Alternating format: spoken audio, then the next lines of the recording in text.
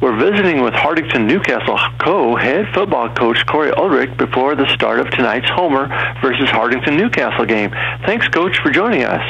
Well, thanks for having us, Mike. Who are some of the returning players that have experience from last season, and who can we expect to see contribute tonight for the Wildcats? Well, we have 3 seniors that we're going to rely on pretty heavily to provide us some leadership.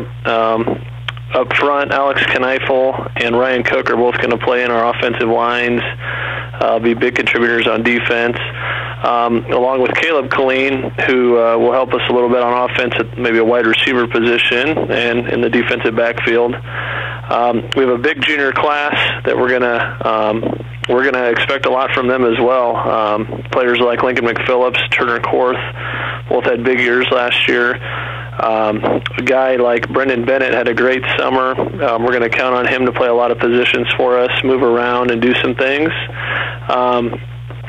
We've just got a lot of good quality guys that we can expect to do some things for us. We're pretty junior and senior heavy this year, and we're going to count on those guys to really lead the way. All right.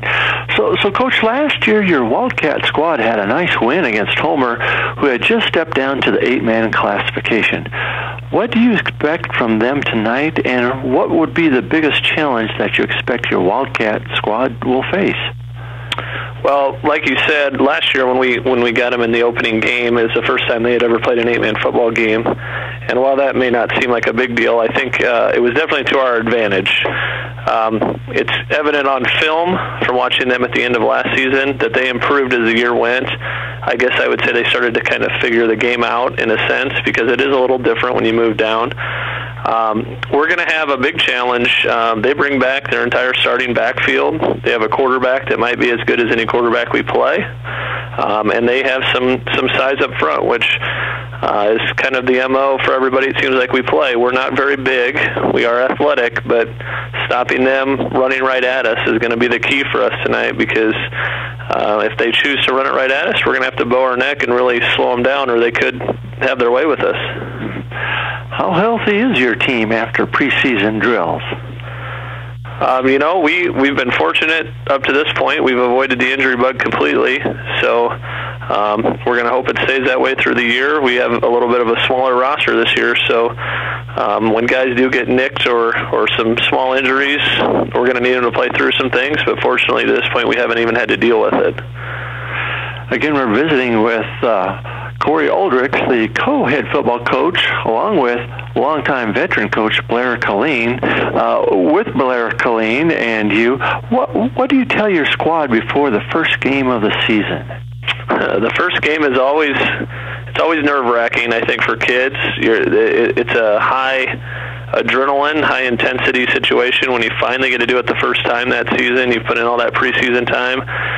The biggest thing to tell them is to just relax and to do what we've planned to do, not to try to go out and do too much, to try to make big plays and then lose assignments. Just do what we're supposed to do, stay the course. If something happens early that doesn't go our way, it's a long football game, but just stay the course and play the game. And try to keep an even keel. It's not that we won't be excited and ready to play, but try to keep that adrenaline to a certain level where we can still focus and make plays.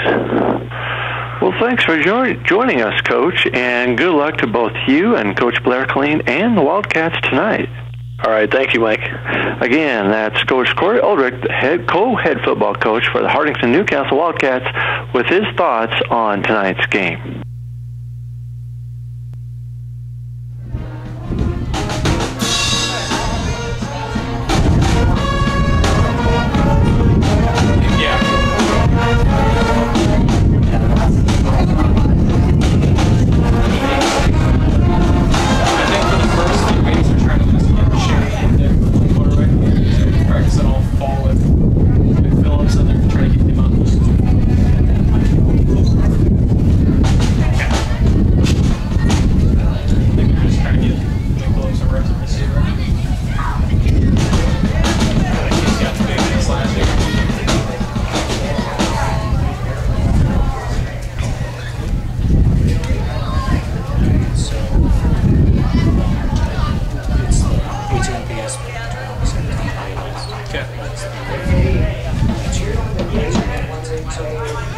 seconds of dead air in between each one to give you 2 seconds to stop the count. Basically, I'm not sure. I wasn't really looking over too much, but I think they played about to halftime and they played them over. So basically, to get to the bottom, start back. Okay. Sounds good.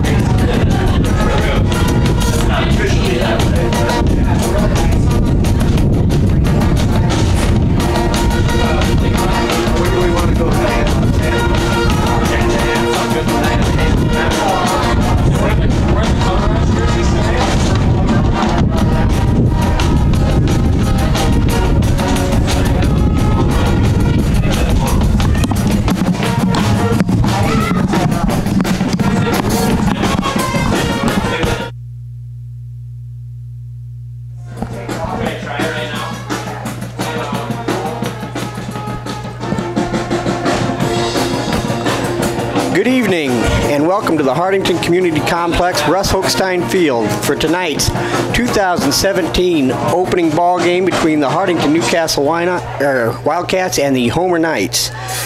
Trey Morton will be on the play-by-play. My name's Ken Kneifel. I'll be doing the color with Billy McGregor on the camera. And Trey, first ball game of the year, you're never quite sure what to expect. And the Wildcats come off a season that saw them go 5-4, qualifying for the state playoffs. They lost down at Tri-County in the first round of the playoffs. But it's a team, Trey, that lost 5 seniors, and then they lost Cole Schmidt, who was a starting quarterback who had some shoulder injury concerns. And because of that, gone from last year's team is over 2,200 rushing yards, 42 of the 57 touchdowns scored. And yet, you know, it's one of those things that you look at the things you've lost, and then pretty soon you start looking at what's there. And the cupboard's not bare. There's quite a bit of talent there yet. Right. There's a couple backs that are coming back that have plenty of experience, and I'm just looking for these guys just to run wild tonight. They're going to hit the holes hard, and these guys aren't your normal Hartington High I backs. These aren't going to be the kids that are trying to hit the corner. These are kids that are going to run through some people. Well, and that's just it. And you're talking about, I think, Turner Korth, Ethan Cook, and then there's Lincoln McPhillips, Shea Morton. Those are some of the skill players, and like you said, it's a talented group. And yet, one of the neat things about high school football is when one group leaves, like last year's 5 seniors and things, it's that opportunity for the new kids to step up, take on bigger roles. And last year we talked also about kids like Brendan Bennett. If you remember, a couple times on special teams last year, he had monster games on special teams. Well, now he's going to find himself a lot of playing time on both sides of the ball, and that opportunity's there. Matthew Schramm, another junior. Dylan Deniger, a sophomore. There's just your brother Shea, is going to figure right in the mix. And so that's one of the neat things about high school football. Right. The offense does have a lot of experience coming back, but these young guys don't have a lot of experience on the defensive side of the ball. That's where you saw a lot of the seniors playing last year, either on the offensive line or on the defense. I expect the offense tonight not to miss too much, besides for, as you said, at the quarterback, Cole Schmidt. But this defense is going to be something that I'm looking forward to see how they can react and step up in the holes and make tackles. I am excited for that as well. I know they're going to try and make a little defensive adjustment. Last year, the Wildcats sometimes had a hard time with teams running right at them. And I think they're going to try and do some things to help that situation and let teams go wide on them where the Wildcat speed should hopefully negate that. Yep. It looks like tonight they did make a change in the offseason. They moved their leading tackler, Turner Korth, from inside to outside just to get some more speed and better tackling on that. So we'll see how that works out. But I am looking forward to seeing these kids hit the holes tonight. And last year, the Wildcats scored a decisive victory over Homer. I believe it was 66-20. And Homer's generally a big team.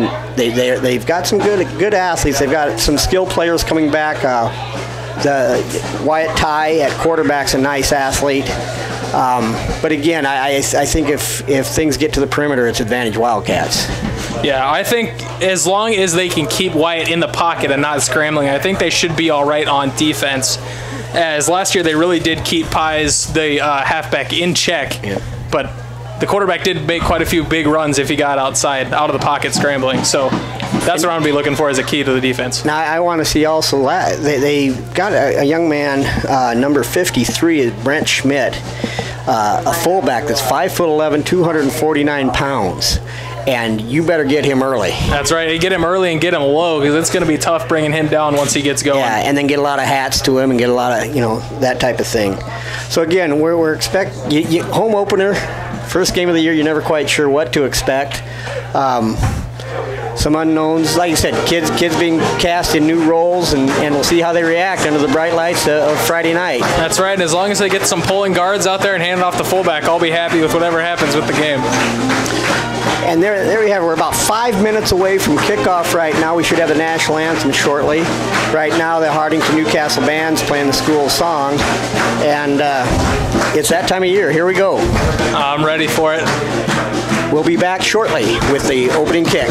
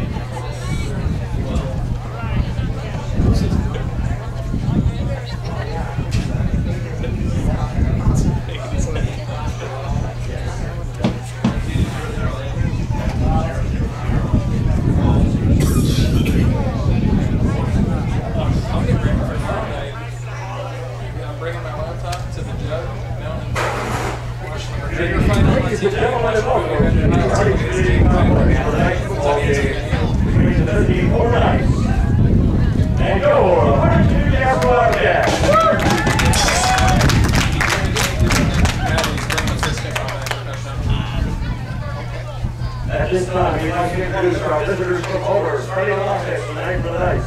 Number 7, 5'7" senior, Austin Pies.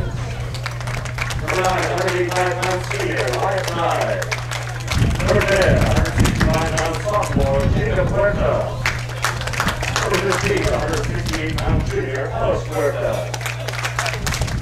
Number 53, that's 249-pound senior, Brent Schmidt. Number 26, a senior, Josh August. Number 60, a 240-pound junior, Max Austin. And number 66, a 210-pound junior, Cheyenne Donnelly.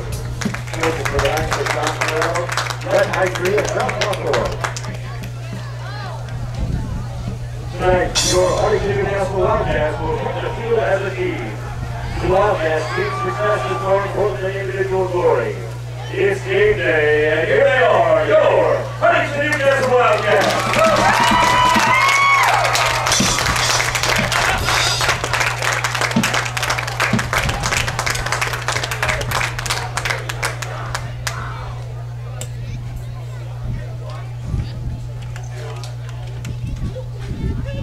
Now, ladies and gentlemen, we all please rise as we honor America with the playing of our national anthem. I want that under the direction of Doyle Anderson. Notice tonight represented by DFW Post 5283.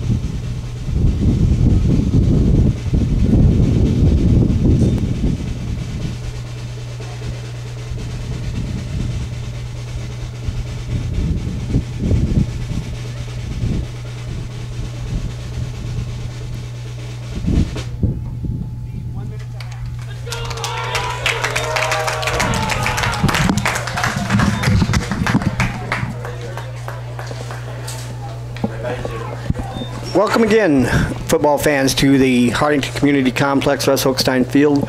My name is Ken Kneifel, along with play-by-play man Trey Morton and Billy McGregor running the camera, and this is Hartelco Sports, bringing you tonight's ball game between the Hartington Newcastle Wildcats and the Homer Knights.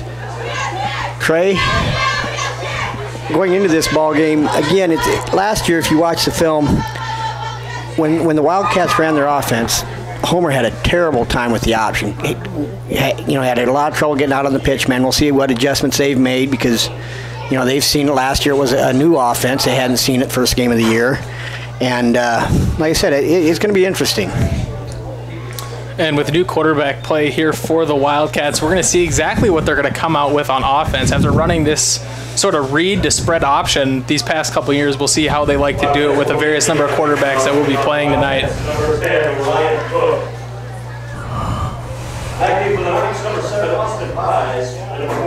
The Wildcats will be kicking off to the Knights.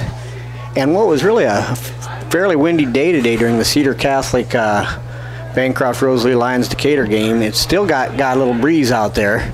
Wildcats will be kicking with the wind at their back. Congratulations, by the way, do go out to the Cedar Trojans, who won a decisive victory this afternoon. Played amazing defense today. Very well played game, especially on the defensive and offensive lines. Just an absolutely great game played by Cedar Catholic this afternoon, winning 42-7 over the Bancroft Rosalie Lions Decatur Wolverines. Back deep to kick for the Wildcats, number 10, Ryan Cook.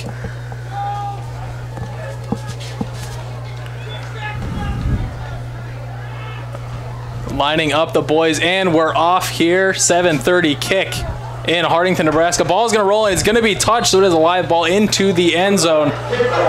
Touchback for the Wildcats. Nice kick there by Ryan Cook, keeping it low and getting it right through the legs. Exactly, and this brings up a situation with Homer moving into the wind, starting at their own 15-yard line in 8-man football. If the Wildcats can hold them to a punt, there's still some breeze out there. They should take over with excellent field position. Exactly, and they're going to be looking heavy for the run. Really hard to pass, as we saw earlier in the Cedar Catholic game. This wind just kills anything that gets up there. Homer going to line up with just one split out. Two men in the veer behind the quarterback under center. Hands off to the right man, going to get through only for a couple yards on the play. Run on the play. Austin Pies picks up about 3, going to bring up a 2nd and 7 for the Knights. The Wildcats, Trey, do return their top 4 tacklers from last year. And last year they had Ryan Cook in particular. Had a night where he was just able to time the blitzes all night long, cause all kinds of problems. He and his brother Ethan Cook are at the inside backers, and like you alluded to earlier, Turner Korth and Lincoln McPhillips are at the outside backers. Still in the veer, one split out. Hands off to the opposite side this time. Gets hit in the backfield, but gets a couple yards on the play. Nice job by the Wildcats on the play. Up front for the Wildcats, the defensive ends are Dylan Deniger, a sophomore, Brendan Bennett, a junior, and then Alex Kneifel's at the nose. And Alex is actually coming off a really pretty severe foot break last year during basketball season. And it'll be interesting to watch to see if he fatigues at all during the game with that, because he still has a little limp at times. Still lined up in the veer formation, one to the near side. Toss out, is going to cut back, but nothing doing. Met by a gang of Wildcats. Attack on the play by Lincoln McPhillips, Ryan Cook. Bring up 4th and 3 for the Knights. Substitutions coming in. Most likely would be a punt at this spot. And again, you would think the Wildcats have a chance to take over in really good field position. It's like back deep for the Wildcats, number 3, Lincoln McPhillips. Got a flag on the play already as it's going to bounce. McPhillips will field it at the 22. Has some room, shakes back to the left, and drug out of bounds the 35-yard line. We'll wait for the ref signal to see what this flag was. Good return by McPhillips there. I believe, Trey, this is the same refereeing crew that did the afternoon game with Cedar Catholic and Bancroft, Rosalie, Lions, Decatur, is it not? It appears to be, and it will be a false start on Homer. Penalty will be declined, so the Wildcats will take over at the 36-yard line. In the first possession here, I'm really excited to see what the Wildcats do pull out this year. You and I were talking before the game about the different quarterback combinations they could have. Starting out at quarterback will be Lincoln McPhillips. In the backfield, shotgun, 2 men to each side. Got to fake it to Ethan Cook. He's going to go right up the middle. Nice run by Lincoln McPhillips. Good blocking downfield by Caleb Colleen. 13-yard run from scrimmage right away. And what's interesting about Lincoln is he's not played quarterback, to my knowledge, on any level. Junior high, JV. But he is a young man that understands the game a great deal, and he's a very good athlete. It is in the McPhillips blood kind of to move around to whatever skill position they need him to be at. As Lincoln looks nice. This time he's going to hand it off. Cook with a nice shake, but is going to get brought down right away. Only a couple on the play will bring up second down. And I think Ethan Cook's a young man that you're just going to see get steadily better. He's got good size, he's got very good speed, and it's just a matter of learning to be patient at times, just the different nuances that go with the position. Back in the shotgun, 2 backs, back again with him. This time, going to keep it himself, getting brought down behind the line, broke right free. Tackled by number 9, YT. It'll bring up 3rd and long for the Wildcats, and we'll see what they do here. They do have the wind to their back, so they might go deep. I believe it looks like they're going to bring in Shea Morton at quarterback. Lincoln was a returning receiver, so I think this might be a way to try to emphasize, it's a passing situation. And from what I've learned earlier today, that Shea will be brought in on the shotgun kind of spread option plays in these kinds of downs to throw the ball. He's going to come in. Gets an all right ball. Way to come back to the ball. Made the catch. Ethan Cook threw it a little bit behind him, but was on the run. Will bring up 4th and short. Ball in front of him, and he had a little bit of green to run with. Yeah, the young man, Shea, showed some nice patience there. Didn't find his receiver immediately. Rolled out of the pocket a little bit, but Shea will come out. When you're a young man, you complete that first pass. That's big. Bringing up a 4th and 1, perhaps 4th and 2. Matthew Sharam will check in for the Wildcats as they look like they should be about 4 down territory here. It'll be 4th and 2. Lined up with Schramm split out. The Wildcats' little miscommunication on the play call will take a timeout. First official timeout here, 7:38 in the first quarter.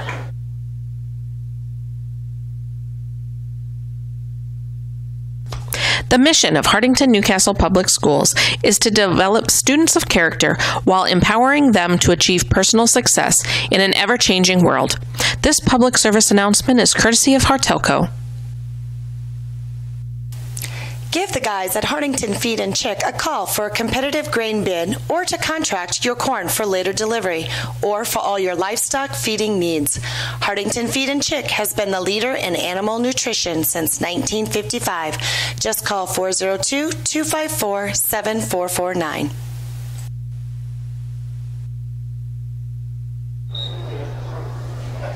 And thank you to Hartington Feed and Chick leading us back into first quarter play. 7:38, 0-0. Wildcats currently 4th down and 3. They are set up back in the spread. McPhillips in at quarterback. They run the option, going to pitch it out to Ethan Cook. And he got the first down. Very good play call there by the Wildcats. Right, that's the play that Homer had so much trouble with the Wildcats last year. All night long, it seemed like Hartington could get the edge with the pitch man on the option. Again, so far the first drive looks pretty good. Maybe working some kinks out. Did have to burn the timeout because of a miscommunication on the play call. Will split Schramm out to the near side. McPhillips with Cook in the backfield. They're on the read option, gonna leave it. Gains a couple yards on the play. Still looking for a big push off this offensive line full of young guys here. Up front for the Wildcats are Alex Knife with center. Alex was actually the starting center last year. Ryan Cook at a guard. Ryan played a fair amount. He's a little bit undersized, but he'll get after you. And then at right guard is Brendan Bennett, who we alluded to earlier, that's got his opportunity and looks to make the most of it. Snap is back. Going to be kept, but he's going to follow his back up the field because the D-end was crushing in on the side.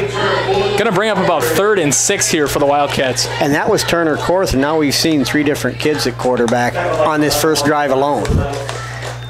And that's something that's going to make Homer think about, is this person in on a certain package, or are they just coming in to fill in at quarterback? Exactly, as well as future opponents. Because look at that, that's a lot of game planning, having a game plan for 1 quarterback, let alone 3. As Korth will stay in at quarterback, gives the play. The Homer defense looks like they've been switching between 3 and 4 men on the outside, sometimes splitting a guy down at what looks like a cat linebacker on the outside. This time set up in the 3. Running back in front of him, Korth's going to keep it up the middle, spinning around a tackler, stays on his feet and keeps getting yards. Korth dragging tacklers, trying to pick up that first down, and he's going to be close. Like the spot will be at the 10. Turner, as a sophomore, played an awful lot, both at running back, a little bit at quarterback. He was the returning leading tackler for the Wildcats. He's a junior, very physical kid. As Schramm checks back into the game, most likely going to see him out at a receiver position, trying to spread the field for the running backs. And Turner Korth isn't kind of a speed guy. He's a guy that's going to run through you, not around you. Exactly. He's going to come right at you, no fair dodging. McPhillips back at quarterback, gonna keep it with the previous quarterback, Turner Korth. He's gonna pick up about 4 yards on the play. And the Wildcats just need to keep the ball on the ground, keep moving, and they'll find their way into the end zone. You know, last year, the Wildcats was such a big play offense. You know, and this has been a really nice sustained drive so far. On the 3rd and long to start out, we had the Shea Morton pass to Ethan Cook that nearly picked up the first down, then they picked it up on 4th down.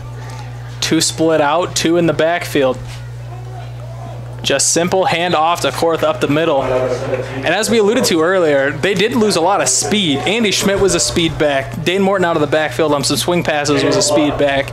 But now you just have guys that you're not going to be able to bring down with just one guy. No, and yet they do have, you know, I think if you get Ethan Cook, Lincoln McPhillips, Turner Korth in the open, they will take it to the house. But yeah, last year was some exceptional speed.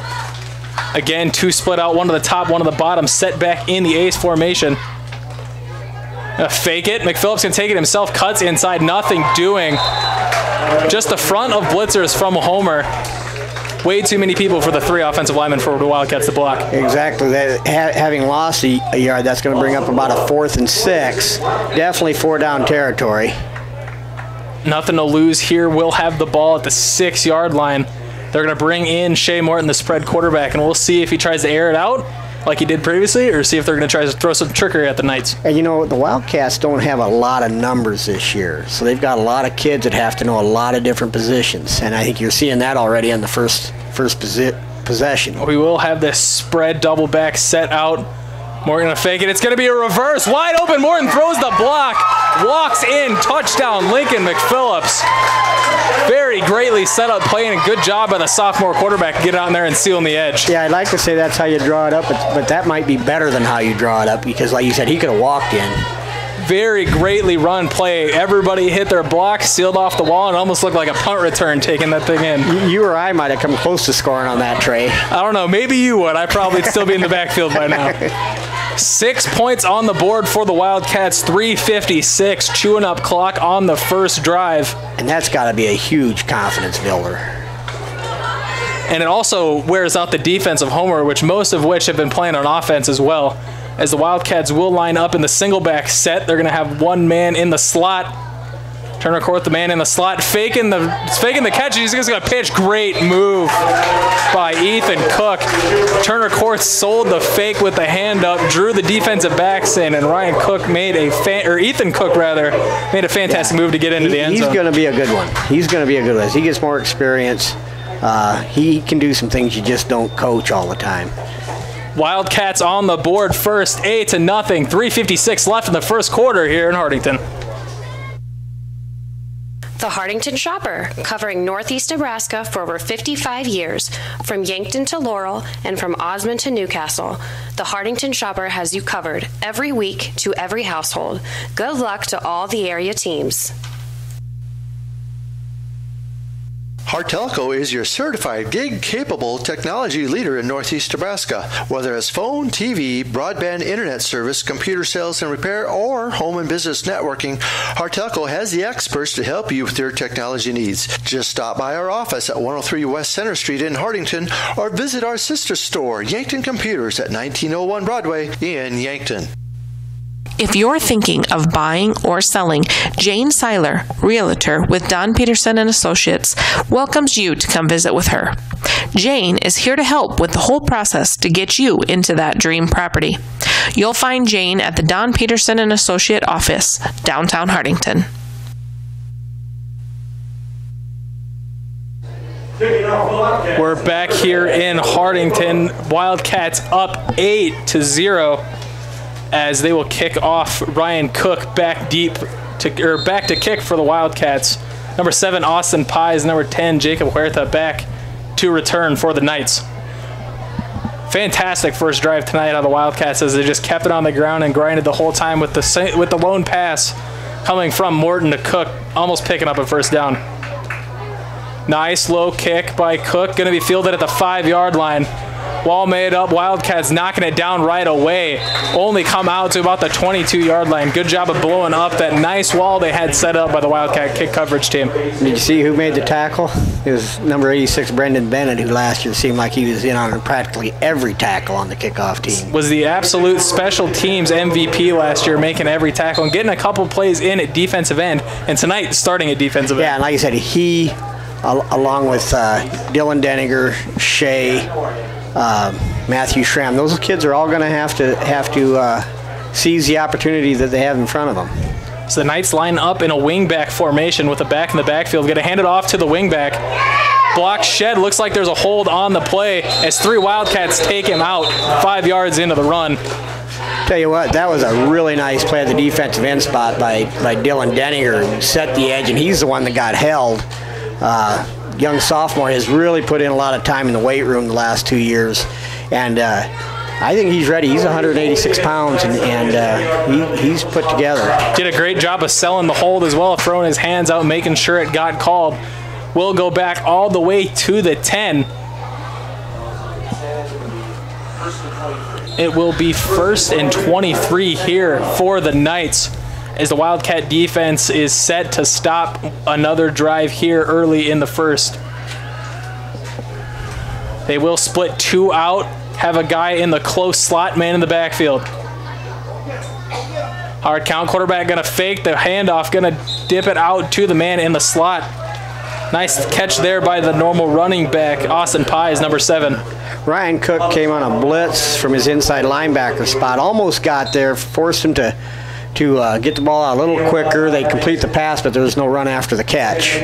They tried to set up a nice play-action fake, but the quarterback didn't have a lot of time, had to kind of scramble out of the pocket a little bit before making the nice pass on the slant route to the guy in the slot, as they will set up in a little different formation, put the slot receiver down on the bottom side of your screen. Going to be a little farther spread out and in a 2-point stance. Back to pass. There's already a man in the backfield for the Wildcats. A scramble and a big hit on the sidelines. That's going to be Ryan Cook knocking him out of bounds, but it will still bring up a long distance for the Knights. A nice 8-yard gain on the play. Wyatt Tighe, the quarterback, is 6'1", 185 pounds, so he packs a little punch. And also at safety, I think one of the things, you talk about different things that you don't always realize. Having Caleb Klein back at safety at times. Caleb played a lot back there last year, and when you got some young guys in their early stages of their varsity playing time, it's nice to have somebody that can kind of direct traffic back there a little bit. 3rd and 8. We'll line up in the same formation. 1 man in the backfield, 2 to the bottom, 1 to the top.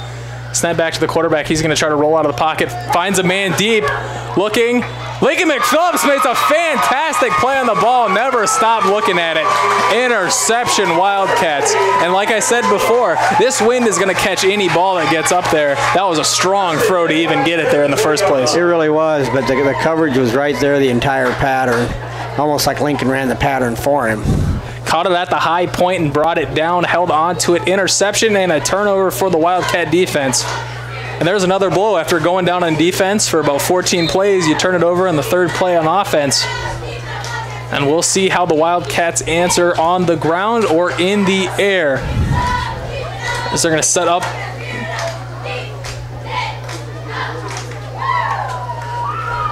Korth at quarterback. McPhillips going to be on the bottom side of your screen. It's going to be kept by Korth. He's only going to pick up a couple on the play. Looks like the Wildcats were trying to figure out who's going to go on at quarterback for that play. And then up front, they brought in Dylan Denninger for a guard, and they split Brendan Bennett out. So Brendan Bennett's played guard and end already. Like I said, they don't have a lot of numbers, so kids are going to have to know 2, 3, maybe even 4 different positions. Especially a lack on the larger size fellas, just kind of like how Hardington High football has been these past couple years. But don't take anything away from the kids that are down there, because those are some of the toughest kids around. Yeah. They'll put in the work to get the bigger guys off the line, as they will spread out one man to the bottom. Fake. Korth has a hole. Going to run into his lineman and only pick up about 3 or 4 on the play. Korth had the field but wanted a block and didn't quite get it. You know, like you mentioned earlier, Trey, you talked about wearing Homer down. I will say early that Homer does look like they're much improved in a lot of ways. So they're making Hardington Newcastle earn everything they've gotten so far. They're always getting a couple kids to the ball and trying to snuff out what they're doing. But it's kind of hard to game plan for 3 different quarterbacks coming into the game. But Homer is doing a very nice job of doing it so far. And this number 56 is Josh Bogus, is a 6'2", 200-pound lineman. He's a nice player. Ted Ball, official timeout here. Flag on the play. And it will be a timeout for the Wildcats. 1:25 here left in the first quarter. For the right products and expert advice to get your projects done right, come to Cruzy True Value. In every department, you'll find terrific items that will help make each job go a little more smoothly. Cruzy True Value. Start right, start here. When it comes to all of your tax planning, tax preparation, bookkeeping, and payroll needs, Milbro Saylor Bookkeeping and Tax Service is the place to go. They've been providing high-quality professional tax and bookkeeping services to the surrounding area for over 30 years. In addition to these services, Milbro Saylor also offers an array of financial services. Stop in today at 106 West Main in Hardington to see what Milbro Saylor has to offer.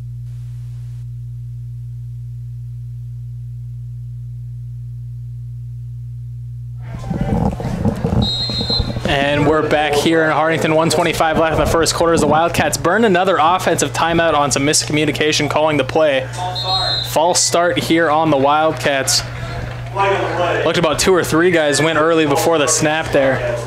Do have their third quarterback, Shane Morton, in on the play in a different formation than what he's been in previously. Yeah, and I don't know that that's going to be really completely unexpected when you're playing 3 different quarterbacks when they're all new.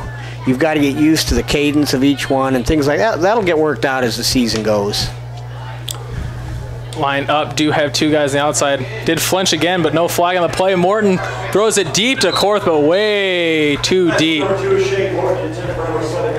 Had a man early, could have hit him early, but waited and tried to go over the top. Not quite the pass he's looking for. Will bring up 4th and 10 for the Wildcats. You know, and Shea's a sophomore, and I think you'll see in the future he'll learn maybe to put a little bit more air under that.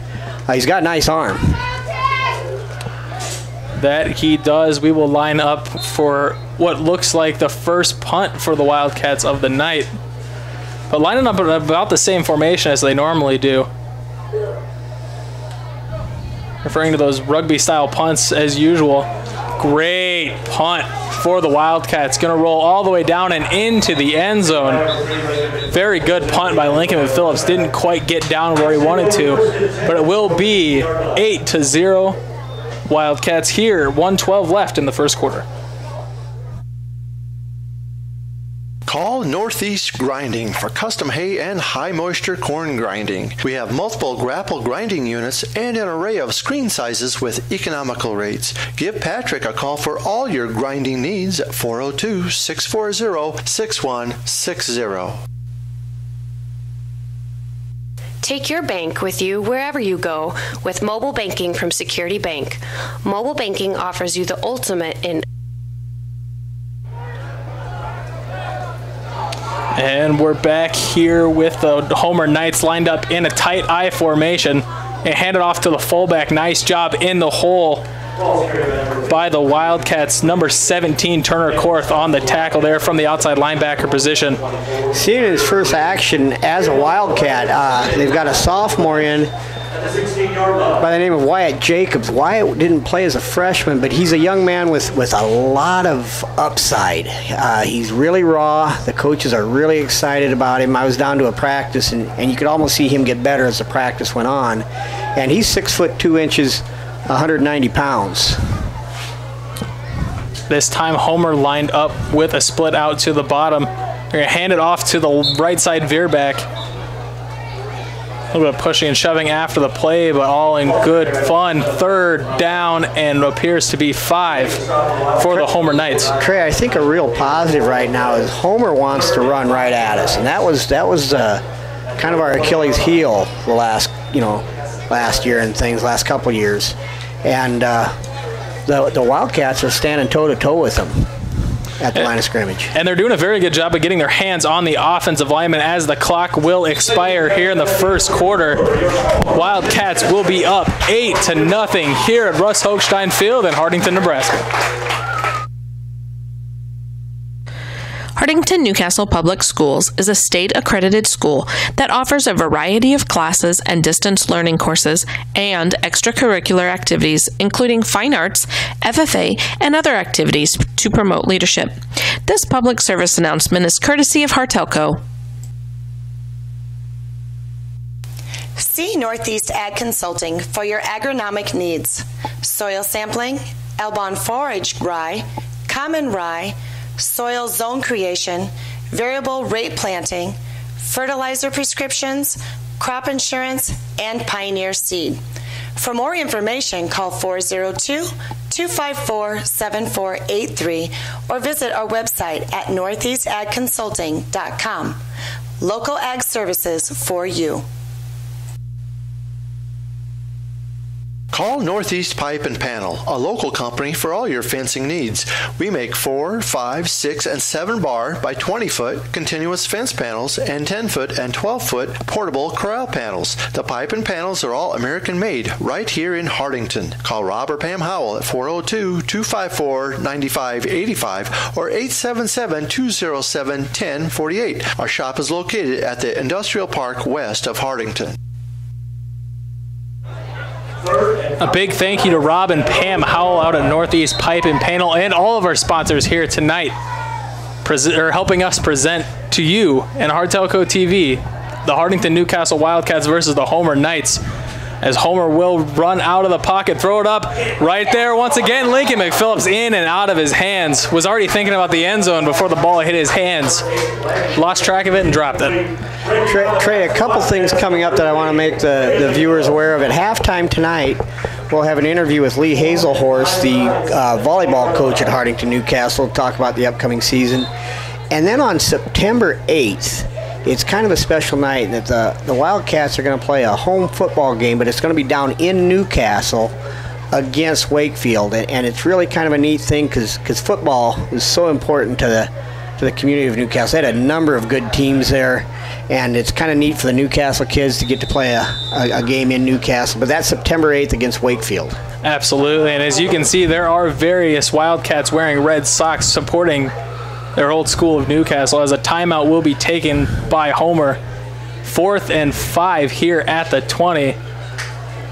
Well, I can tell you this about Newcastle. I played against them when I coached at Wynot, Beamer, and here.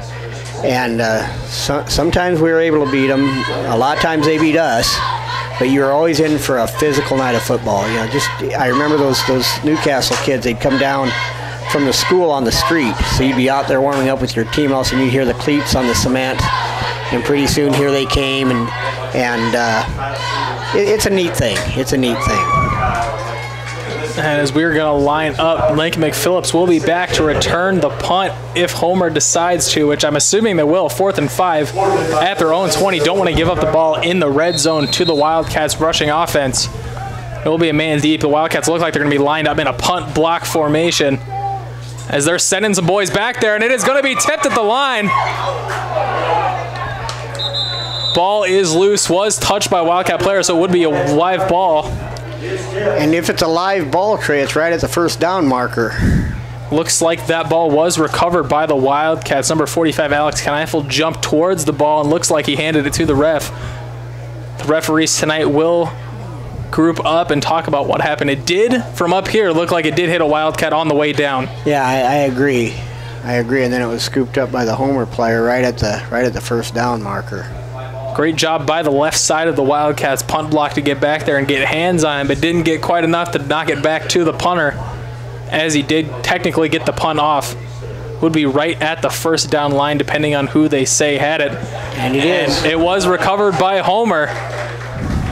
Just a miscommunication and a blown poison call by the Wildcats. And it happened so fast, and also, I'm sure Alex didn't expect the ball to be right there on top of him, and because once the ball's blocked, if it goes past the line of scrimmage, if you don't touch it, you're still okay. But like you said, the Wildcats touched that. Right. And here we go. Homer will have a free set of downs here as they will line up in their regular base tight I formation.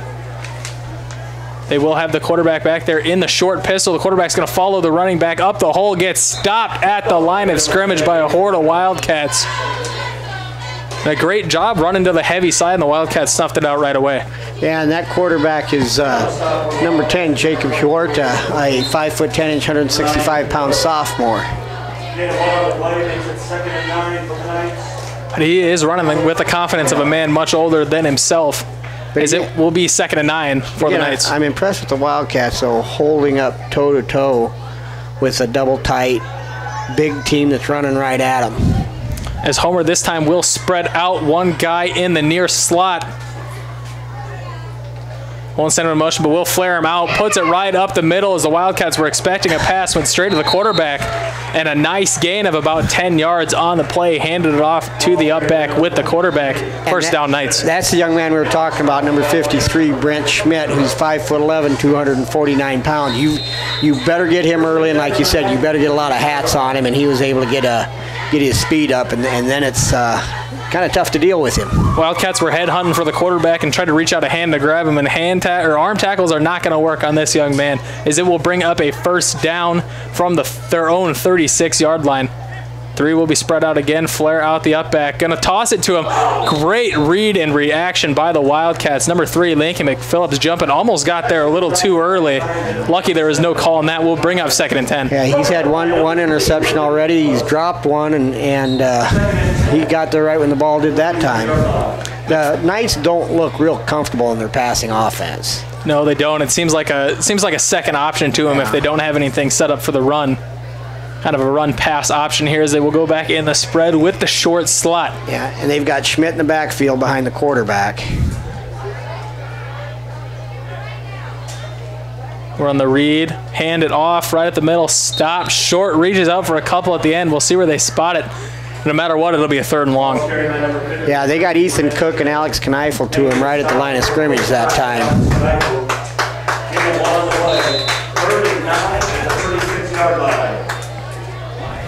Homer has yet to move into Wildcat territory in the game. Wildcats defending home field. 3rd and 8. You're expecting a pass here, or maybe hand it up to their big fullback right up the middle and try to catch the Wildcats sleeping. As they will line up with their fullback in the back. Will be, looks like under center in a veer formation like they started off the game, but they will flare 2 wide receivers out, one to the top, one to the bottom. Wildcats coming on the blitz, going to hit a spot pass out to the right side and tackle. Ball is loose. Wildcats jumped on it. We'll see what the call is, a loose ball, or was he down? I think they're going to call him down, and he looked like he was down. We can see the replay, and it looked like a knee might have been down there. Look, his left knee did hit the grass before he got the ball out of his hands. 4th and 5. Still just barely on their own side of the field. The Wildcats do hold up on a sneaky spot pass there by the Knights.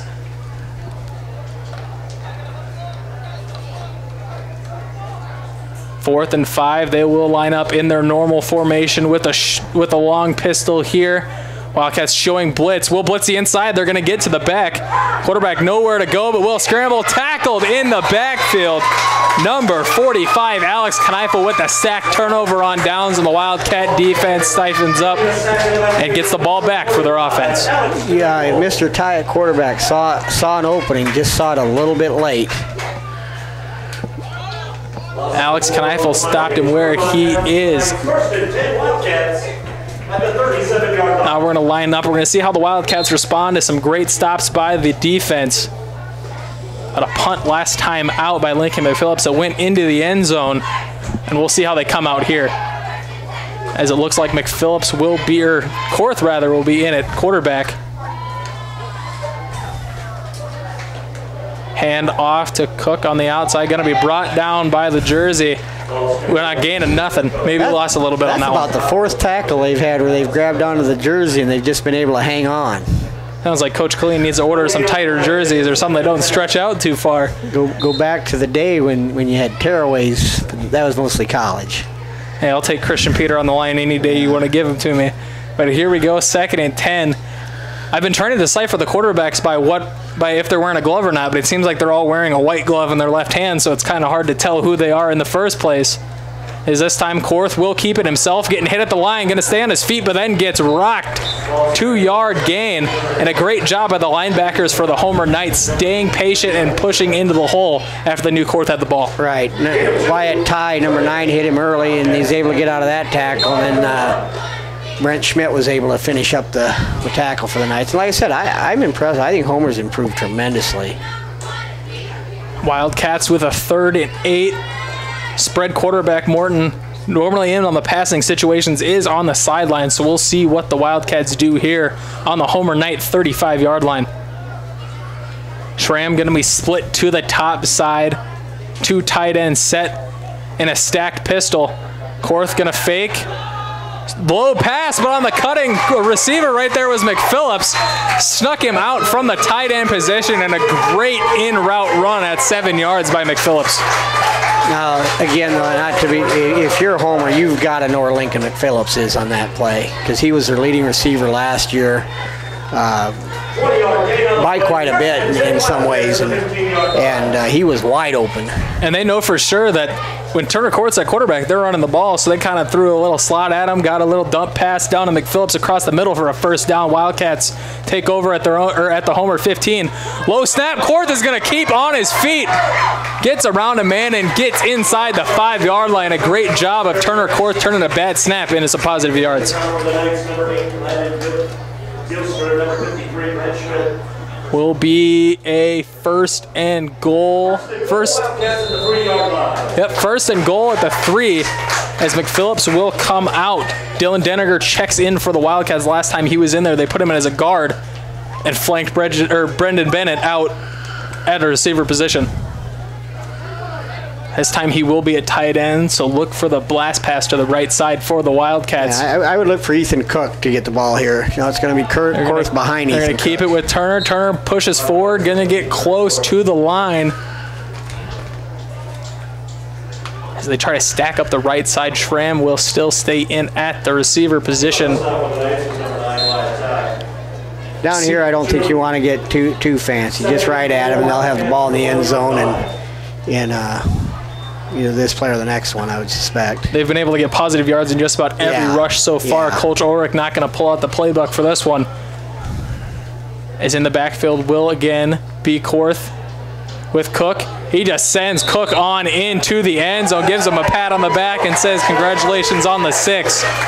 Touchdown Wildcats. 6:06. It'll now be 14-0 awaiting the Wildcat point after try. As Korth will take a breather after some tough runs, as Lincoln McPhillips will go back into the game at quarterback for the Wildcats.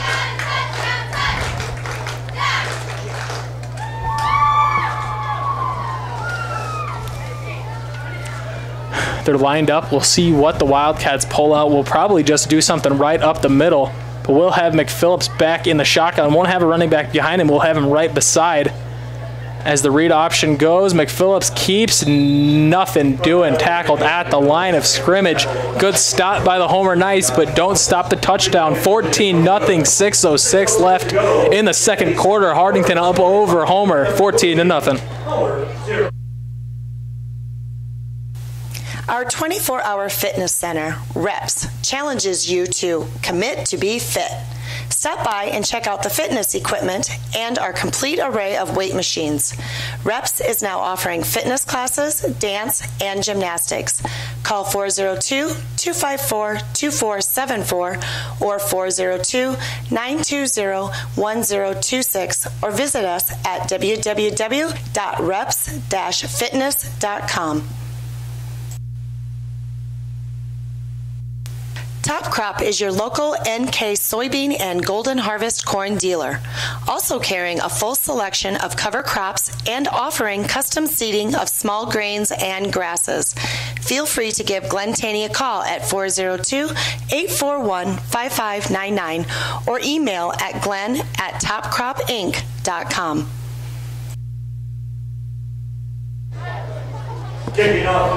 We are back in Hartington, 14-0 as the Wildcats score a touchdown on the backs of their running game.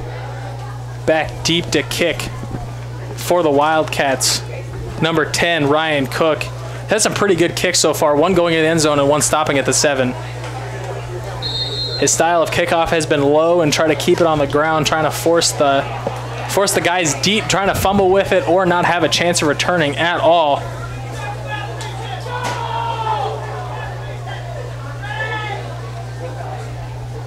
Cook on the kick, a good medium-sized kick at the 7-yard line. Bouncing free, had a chance to bounce it outside, but took it back into the middle and met by 4 Wildcats on the tackle. Going to take over the Homer Knights on the 22-23-yard line.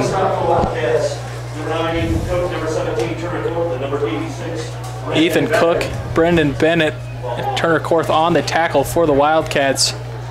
We're going to see if the defensive ends can still get into the backfield like they have the past couple series here and make sure nothing can happen in the way of a quarterback sneak as number 60, Wyatt Jacobs, checks back into the game here on defense.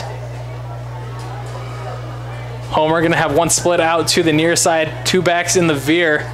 The fake quarterback keep around on a naked bootleg. He's going to cut it back inside and get for about a yard on the play. One of the changes the Wildcats are making this year defensively, a lot of teams and a lot of times in the past they've had their defensive ends in a contained, outside shoulder contained situation, and at times now they're moving them more head up to help with that inside game. And again, if a team wants to try to run to the outside, that's where Lincoln, McPhillips, and Turner Korth,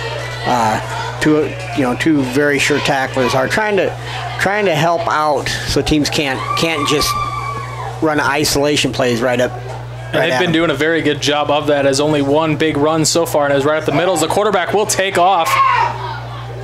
Nice run to the left side, and will be tackled by the opposite side linebacker Turner Korth on the play. And another thing they're doing is Korth isn't going out to cover a receiver unless they have 3 guys out there. They're taking the safety, Caleb Colleen, out there. Will leave the top middle of the field wide open just in case they break something, but they do keep Korth in there for an inside presence.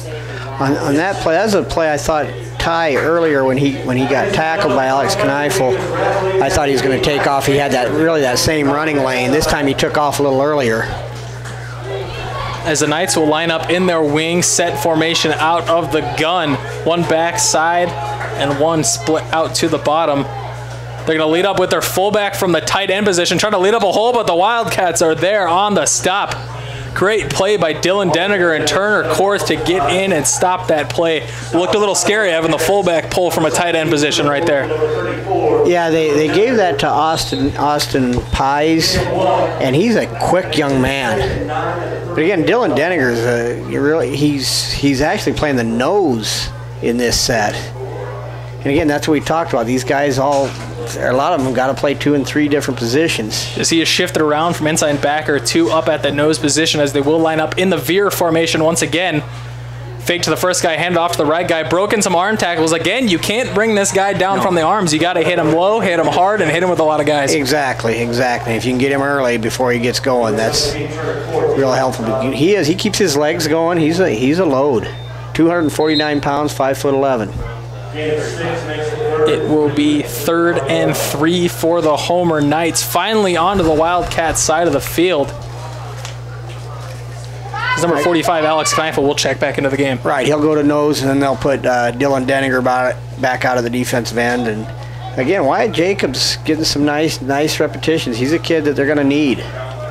Looks like they will try to pound it up the middle. A little miscommunication by the Knights. They're going to put it on the left side. Got to call a timeout so they don't get the illegal procedure penalty. Will be the first timeout for the Homer Knights, 3rd and 3. It'd be second timeout, rather. 3 minutes, 47 seconds left in the second quarter. Wildcats up 14-0. Top Crop is your local NK soybean and golden harvest corn dealer.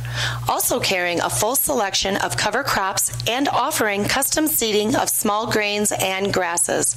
Feel free to give Glenn Taney a call at 402-841-5599 or email at glenn@topcropinc.com.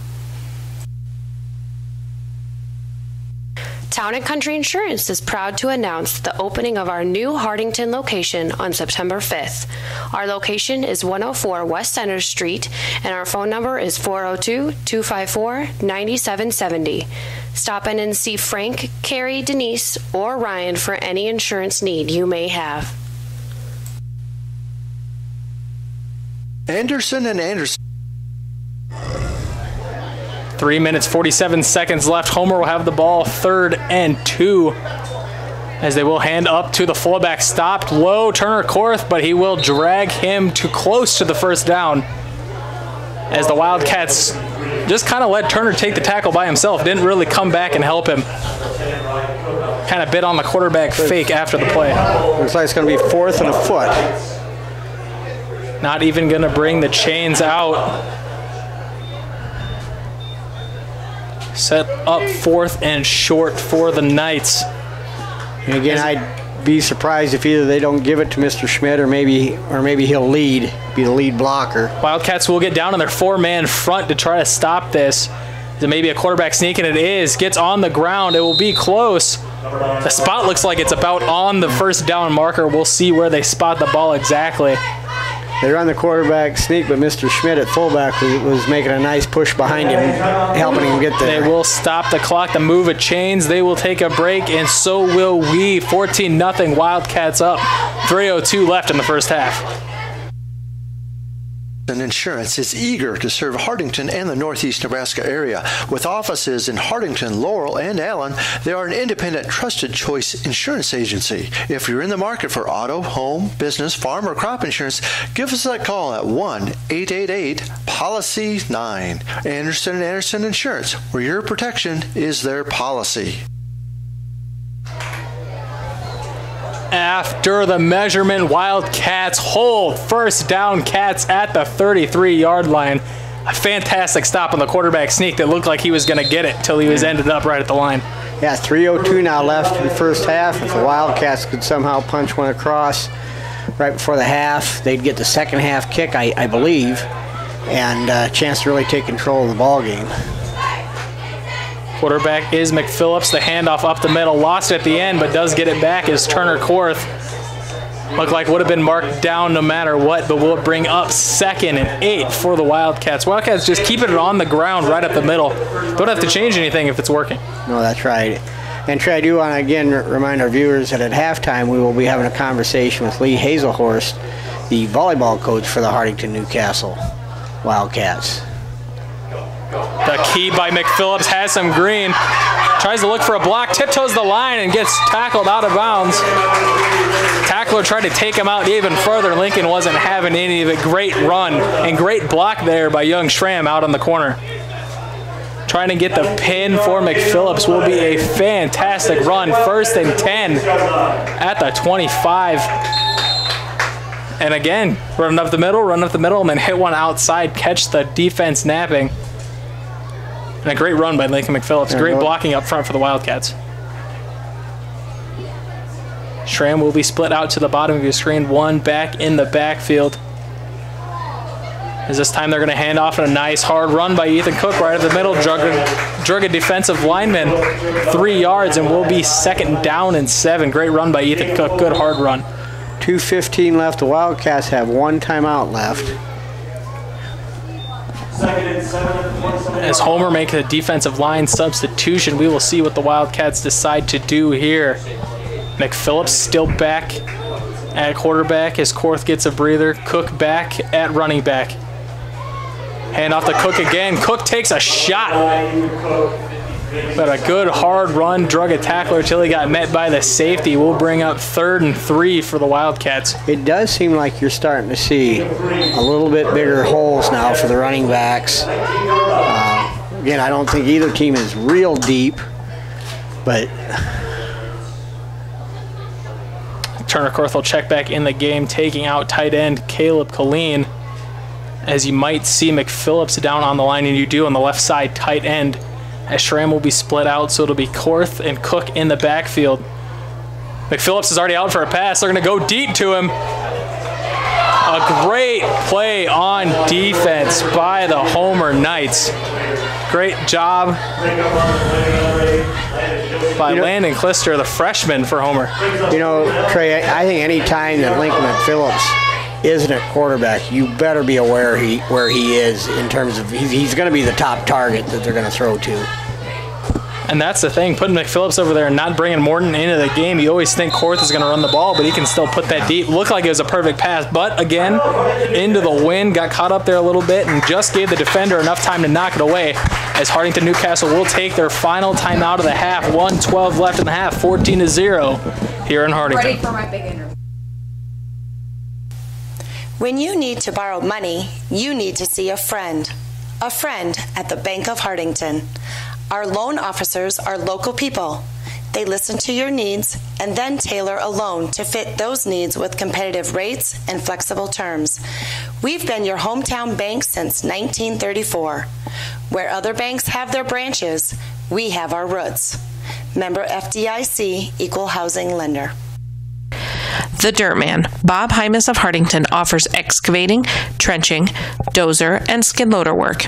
As a licensed electrician, he can also help with all of your demolition and site prep when cleaning off any site. The Dirt Man of Hartington has rig, will dig. Good luck to all teams. Cedar Security Bank is your hometown friendly bank with locations in Fordyce, Wynot, and Hartington. We strive to meet all of your financial needs. After all, security is our middle name. 4th down play here for the Wildcats. McPhillips back at quarterback. Looks like a broken play. McPhillips will take it himself and get stopped short. McPhillips looked like he was trying to hand it off to the left side. Didn't have anybody there and followed it up. He's going to be close to the 1st down. He might be a little short, but it's going to be close. Yeah, he was. And will be about a yard short. Turnover with just over a minute left. Homer will have a little bit of time to work. Have to win, so they're back, and their quarterback's got an arm on him. He can get the ball downfield. And again, we've been joined in the booth now by Coach Lee Hazelhorst of the Lady Wildcats, and we'll be talking to her at halftime after a couple, customer service announcements. And the Lady Wildcats are open their night next Thursday down at Wynot, and so we're anxious to talk to Coach Hazelhorst and hear what she has to say about the upcoming season. Homer will line up one man in the backfield, one split out to each side. Snap, quarterback back, looking deep, flag on the play, going to throw. McPhillips doesn't get it.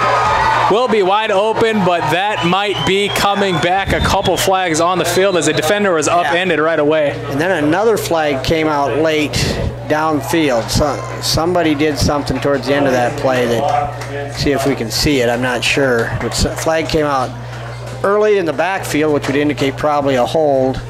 And then a flag came out late. Let's just hope it wasn't anything personal on the Wildcats, or else both will decline offsetting penalties. We're going to look, those came out right away. Might be a cut block or a hold on the Knights. Yeah, it could very well be a cut block. It looked like the defensive, or the nose guard was upended right at the beginning of the play. I think that was Ryan Cook, who I think about any time they feel homers in any type of passing situation, they send him automatically. And that young man just has a knack for timing those blitzes, those inside blitzes. And it will be a chop block and a personal foul on the Wildcats at the end of the play. 2 penalties on the play. We have a legal block against the Knights. Should be offset in a reset of downs. So it should bring back up 1st and 10 for the Knights.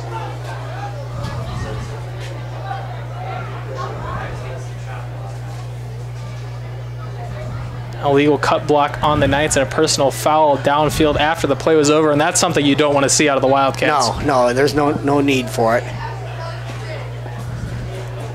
Being a young team has no excuses when it comes to personal fouls, but will offset. They will march them back. The referees tonight, this is their first ball game of the high school season. They've had a few things to sort out tonight.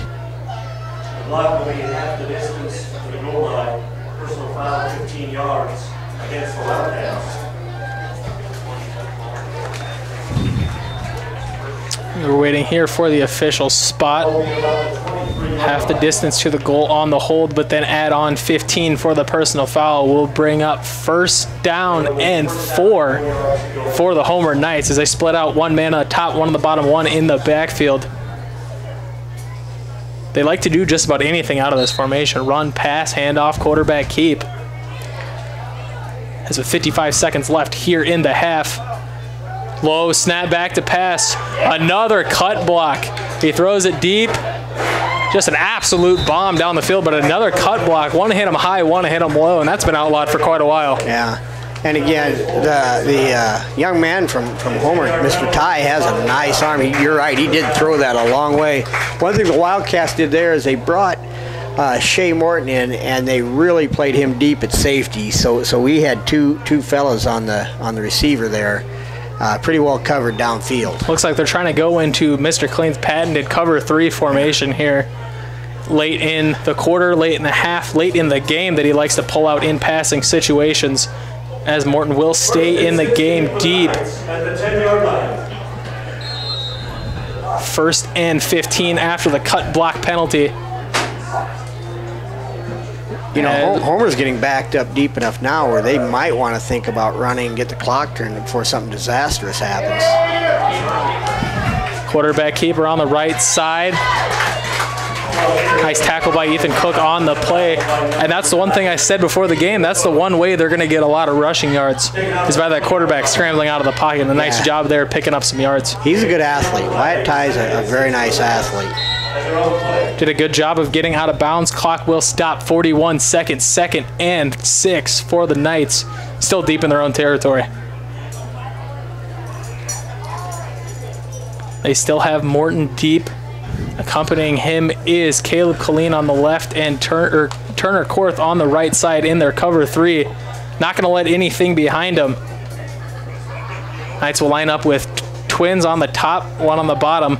Slot receiver cuts across the middle, but will hit the comeback. Trying to get out of bounds, does get out of bounds. A nice tackle there on the play. Nice job by Ethan Cook getting out there, and Lincoln McPhillips helping stop it. Clock will stop once again. Chains move, 33 seconds left in the half, and Homer's driving. Homer's got 1 timeout left. Again, these last minute or 2 before a half is always interesting. It's kind of a little bit of a chess match. You want to attack as an offense. If you don't get it, you can give back the ball to the other team with a little time left. Ty delivered a nice ball there, nice little hitch route, and he delivered a nice ball. There's a nice job of his receiver looking in the ball before taking off. Good job of getting out of bounds. Wildcats are going to give them a little space on the outside, maybe for a comeback route. We'll take their slot drag across the right side of the field. McPhillips makes a play on it, but will be caught. 1st down, chains will move, so the clock will stop. A nice job of rolling out of the pocket there. A nice job of delivering a strike to the guy on the comeback. McPhillips was sniffing it out, but not quite in time. 26 seconds, clock will start on the ref. It'll wind down under 20 seconds for the snap. Homer trying to get the play called in. Gonna run the slot on the right side, Z to the top. It will be a flag on the play. Take a look at how deep Shea Morton's playing on this. The ball is just over the midfield at the 40-yard line, and Shea's lined up right about the goal line.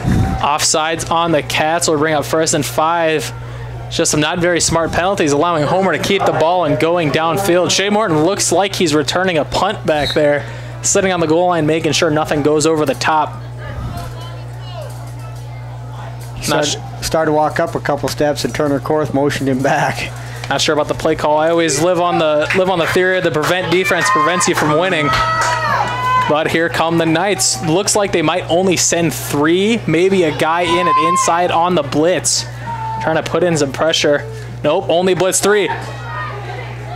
Ball is deep, not playing the pass. Tipped, interception! Shea Morton intercepted the tip, going to tiptoe the line, steps out of bounds at the 18-yard line. A great play.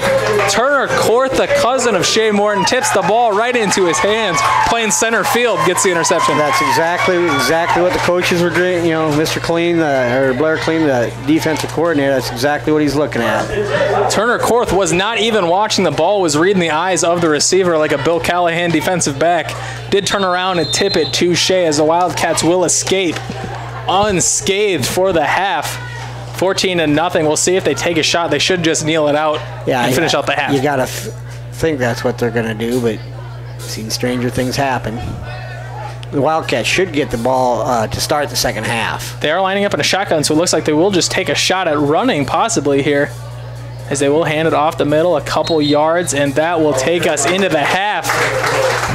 A running battle so far here, 14-0 here the first half. After several announcements, we will be back with Lee Hazelhorst, the coach of the Hartington Newcastle volleyball team.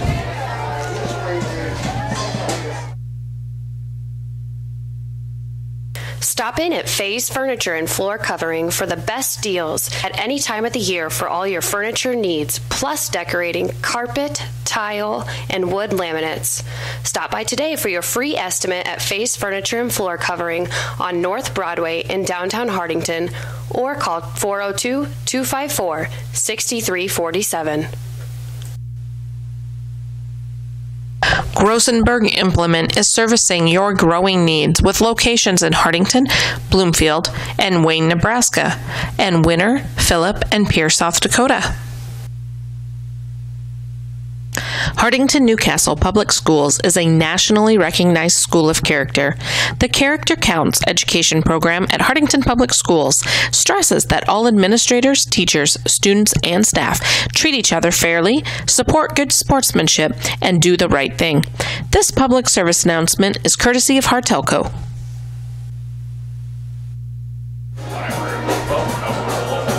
Okay, we're back at halftime where the Hartington Newcastle Wildcats lead the Homer Knights 14-0 in the opening weekend of the 2017 football season. We're fortunate to be joined at halftime by Coach Lee Hazelhorst, who is a volleyball coach for the Lady Wildcats. And Coach, first of all, this is your 5th year at the helm, is it not? Yep, correct. And when you look at the season, you kind of start by looking back at last year. Sure. You lost a number of seniors. Yes. And can you speak a little bit about last year sure. as we go into this season? Yep.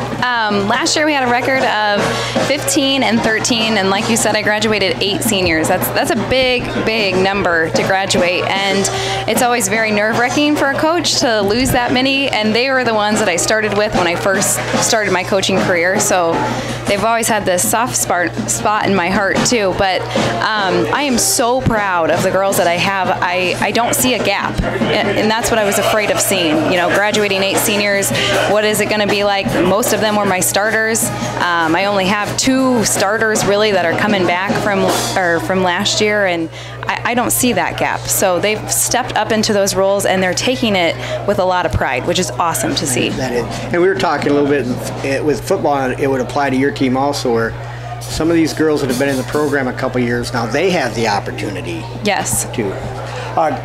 When you look at this year's team, you said you have two returning starters? Yes, yep. Can you talk a little bit about the returning starters as well as several letter winners? I do know that you've got 12 girls total. Yes. And you lost a starter, I believe Willa started. Yep. Willow was injured in basketball season and is just getting towards the end of her recovery, but she's not able to play. But yeah, if you could talk a little bit about the starters Sure. and some of the returning players. Abby Morton was a starter for us last year as a freshman, actually, and she was great because I really threw her in at every single position, and she did wonderful at all of them. And then Rain Alvine as well was a starter for us last year. So both of them are back, and we also have Belle Harms back this year, which is so great to have her. She just adds a whole different aspect to our team, so it is wonderful to have her back as well. You know, I was thinking about this afternoon. I was thinking about your team. For going into your 5th year, you've always had a little bit of been snake bitten at times by losing Shelby Hochstein one year at the very first game of the year, I believe. Belle didn't have it all last year, and now Willa. Sure. But I don't ever see where your girls hang their heads and use that as an excuse. Yeah. What is the makeup, the mentality of your team this year? I mean, it's unfortunate. No coach ever wants that, but it's also great opportunities for girls to get some playing time and step up into those roles. And, I think they surprise themselves more than they surprise me because I know they can do it, and I've always known that. But yeah, like you said, with Belle going out last year and Shelby Hochstein right away, a lot of girls had to fill in those positions, and they did it. And I think they doubted themselves at first, but now they know they can, which gives them confidence for the following years and time to come. Who are, as you look at this season, who are a couple of, say, the younger girls, or maybe some of the girls that haven't played a lot, that you're going to be counting on to step up and fill an important role this year? Well, a lot of them. We're throwing around a lot of different lineups right now where a lot of girls are getting in, which is great. Gina Juden playing a little bit in the middle on the right side. Rain Alvine again, outside and right side. And we've got a new setter. I've had Courtney Pick as a setter for how long now? So I've got Libby Lang and Tessa Knutson as my setters. And a big one that's going to not shock a lot of people, but is a great athlete is Kaden Juden. Freshman, yep. So she's got a big swing. I mean, when she's swinging, and we are ducking on the other side to get out of the way because there's one speed with Kaden, and that's fast. That's got to be exciting when you've got a freshman that you're going to have for 4 years. As you look at your team, what would you say are your team's strengths going into this season? Definitely passing and defense. When we've just started getting into some playing one-on-one, and I feel like our 6-for-6, I feel like our rallies go forever because they refuse to let the ball drop, and I love that. And I played libero when I was in college, and I love to see that grit in all of those girls that they are not going to let that ball die either. And it does seem like, it's been this way for we've really been building it, but it seems like these girls are very competitive. Yeah. Do you see that in practice? Oh, yeah. Practice is fun. I mean, it goes by so fast. I've never had a year where it goes by this fast. I look up and all of a sudden it's 5 o'clock, and I mean, the girls are cheering each other on, but at the same time, there's a little bit of trash talking going on. Healthy amount, just a healthy amount. And, okay, then by the same token, as you're looking at where your team is right now, what are the areas you feel like you kind of need to take that step forward? We've really been talking about risk management the past couple of practices, when to bury the ball, when is a good time to swing for the ropes, when do you need to back off, keep the ball in play, and that just goes along with being a good athlete, court awareness, and I think everyone can always improve on that, but I think that's going to be where we're going to push for strides, gains, throughout the whole season, is just when is it smart to swing, when is it smart to tip, and I think that just, you can apply that to everything in life. When is a good time to? That's true. Yeah. That's true. That's true. And I suppose as far as volleyball goes, is that the type of thing that just comes with experience? Yeah. Yep. Lots of playing time, just being out on the court, knowing where those boundaries are. When a girl has good court awareness. Now, you open your season next Thursday night down in Wynot. Yep. I believe you play at 6 o'clock. Yep, second game. Can you talk a little bit maybe about the teams in that tournament as well as maybe your early season schedule? Sure. In this Wynot quad is Bloomfield, which we will play first at 6 o'clock, and then Wynot and Crofton. And it's always, to have that right off the bat, it's like, Could it get any tougher? But I'm excited. I'm super excited that we get Bloomfield right off the bat. And, I don't know. I'm just excited for this tournament. I think we're going to come out and surprise a lot of people with our little team of 12. That's cool. That's cool. Coach, good luck. Yeah. Thank you for stopping up. Yeah, thanks for having me. We'll keep track of how things are going and all right. let the people know, but best of luck. Thank you. Appreciate it. Take care. Yep, That's you too. Lee Hazelhorst, the volleyball coach at Hardington Newcastle. They open their season Thursday night down in Wynot at 6 o'clock. We've just got a few minutes left before the start of the second half. At halftime of the football game, it's 14-0 Hardington Newcastle Wildcats over the Homer Knights.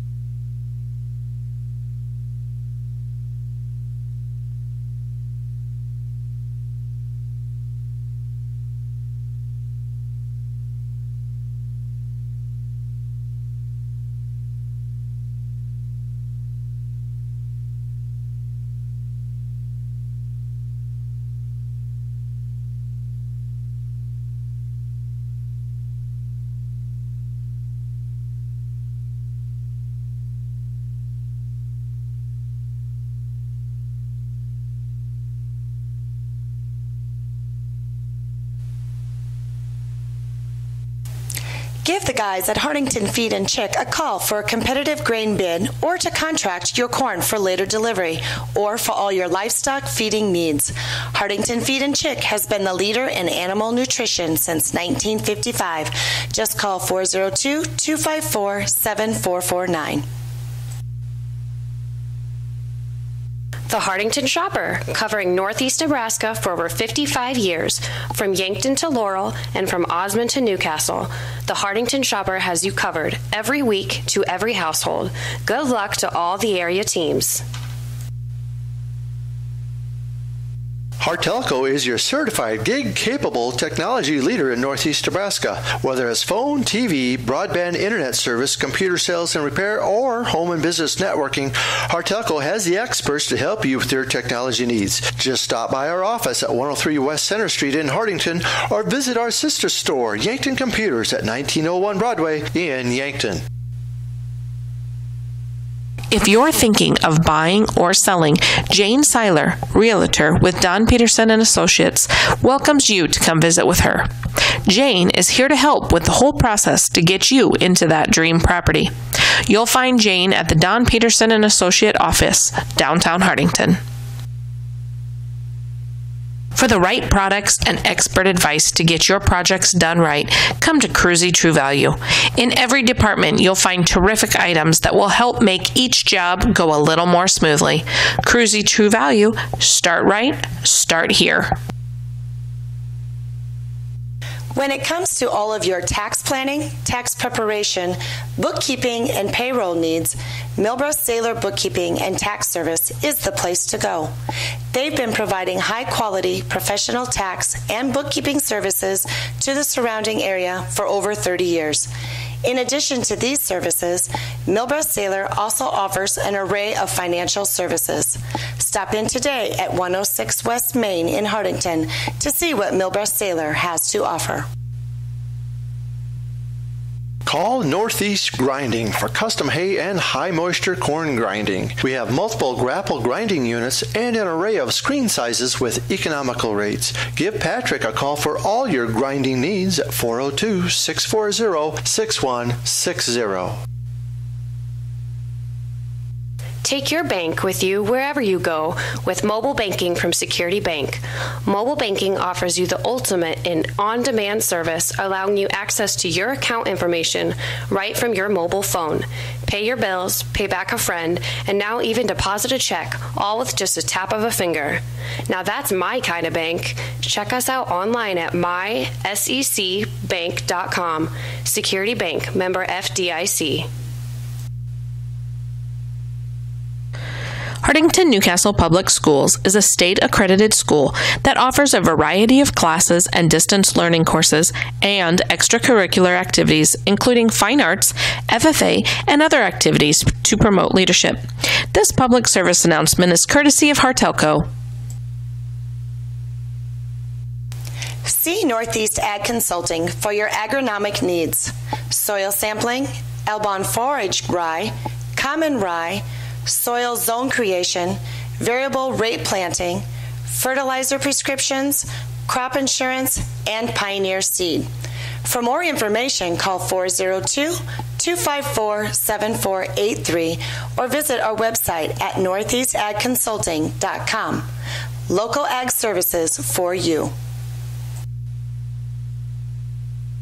Call Northeast Pipe and Panel, a local company for all your fencing needs. We make 4, 5, 6, and 7 bar by 20 foot continuous fence panels and 10 foot and 12 foot portable corral panels. The pipe and panels are all American made right here in Hartington. Call Rob or Pam Howell at 402-254-9585 or 877-207-1048. Our shop is located at the Industrial Park west of Hartington.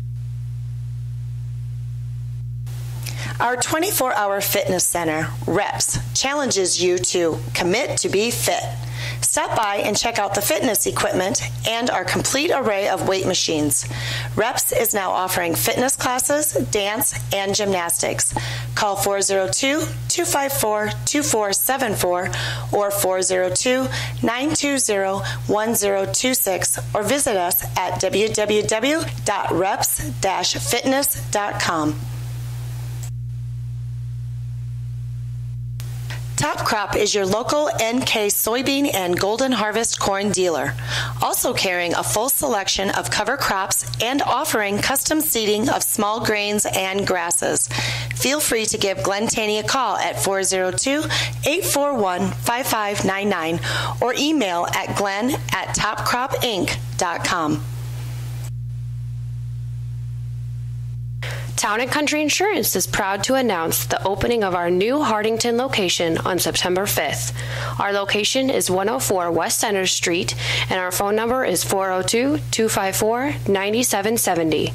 Stop in and see Frank, Carrie, Denise, or Ryan for any insurance need you may have.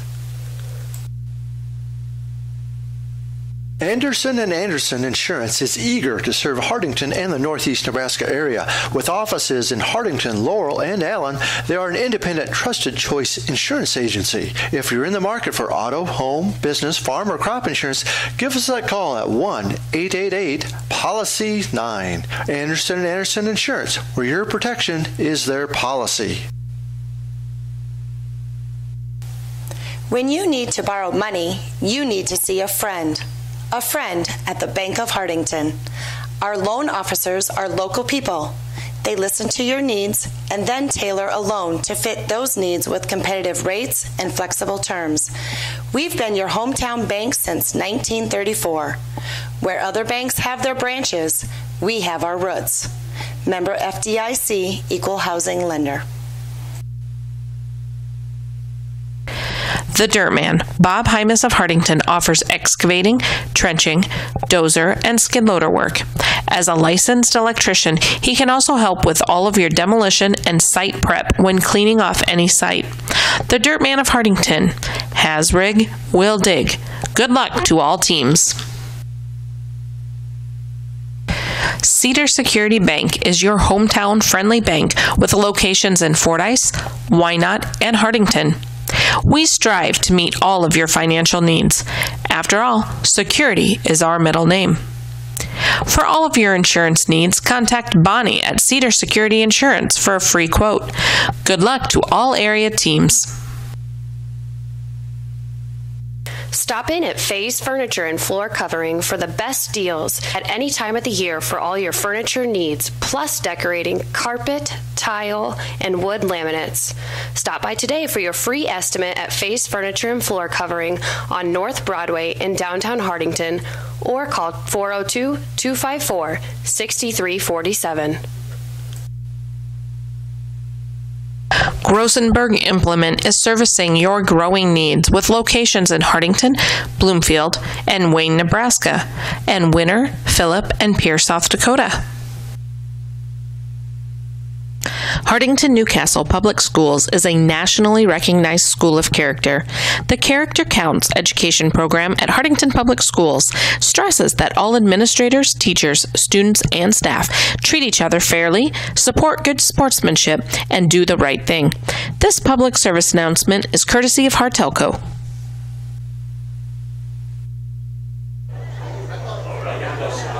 We are back here in Hardington. Score of 14-0. The Wildcats are on top of the Homer Knights. Kind of a slow first half. Both teams kind of keep it on the ground until that last series by Homer ended an interception near the end zone on a tip pass by Shea Morton. And here we are, 14-0. Yeah, it was a first half by and large controlled by the Wildcats, but yet it's 14-0. Homer did have a touchdown call back.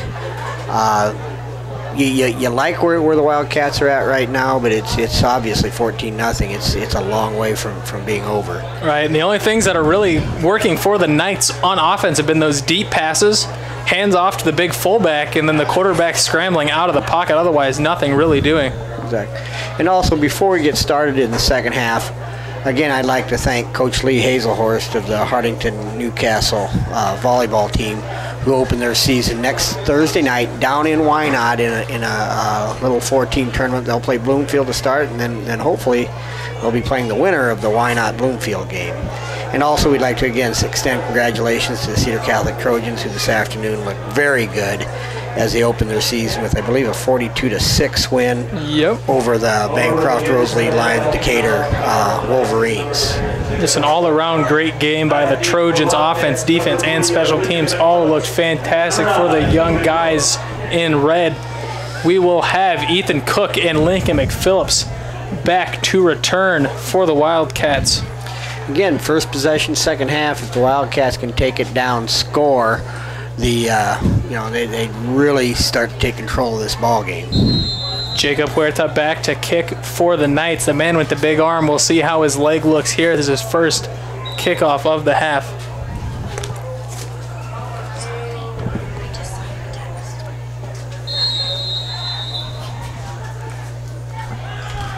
Again, Ethan Cook and Lincoln McPhillips, your two running backs, back to return. This one will be fielded by McPhillips. Finds a hole to the left side, bounces back to the inside, and another. For about the third or fourth time, you see a Wildcat get pulled down by the stretch of the jersey. Yeah, it really has been. I don't think I've seen this many in a game for a long time. Again, I expect the Wildcats will continue to use the three quarterbacks, Lincoln McPhillips, Turner Korth, and Shea Morton. Really, we were talking about the false starts and things sometimes with the three quarter. There really haven't been many. No, been very good. They have kept away a little bit by staying in the gun instead of under center. Will be Korth starting quarterback. Switch to the left hand. A burst of speed. Gets out of bounds. A great run by Turner Korth on the fake. Sold it to the right, kicked it to the left, found the seam around the outside, and just a good hard run by Turner Korth. And again, up front, you got Alex Kneifel at center. You've got Dylan Deniger right now at a guard, along with Ryan Cook. And there you had Lincoln McPhillips at an end, along with Brendan Bennett. But again, we've talked about that personnel grouping changes a lot. Matthew Schramm right now is in at a flanker. Handoff will be to Cook. Finds the seal. Great job of reading his blocks. Going to dip it back inside.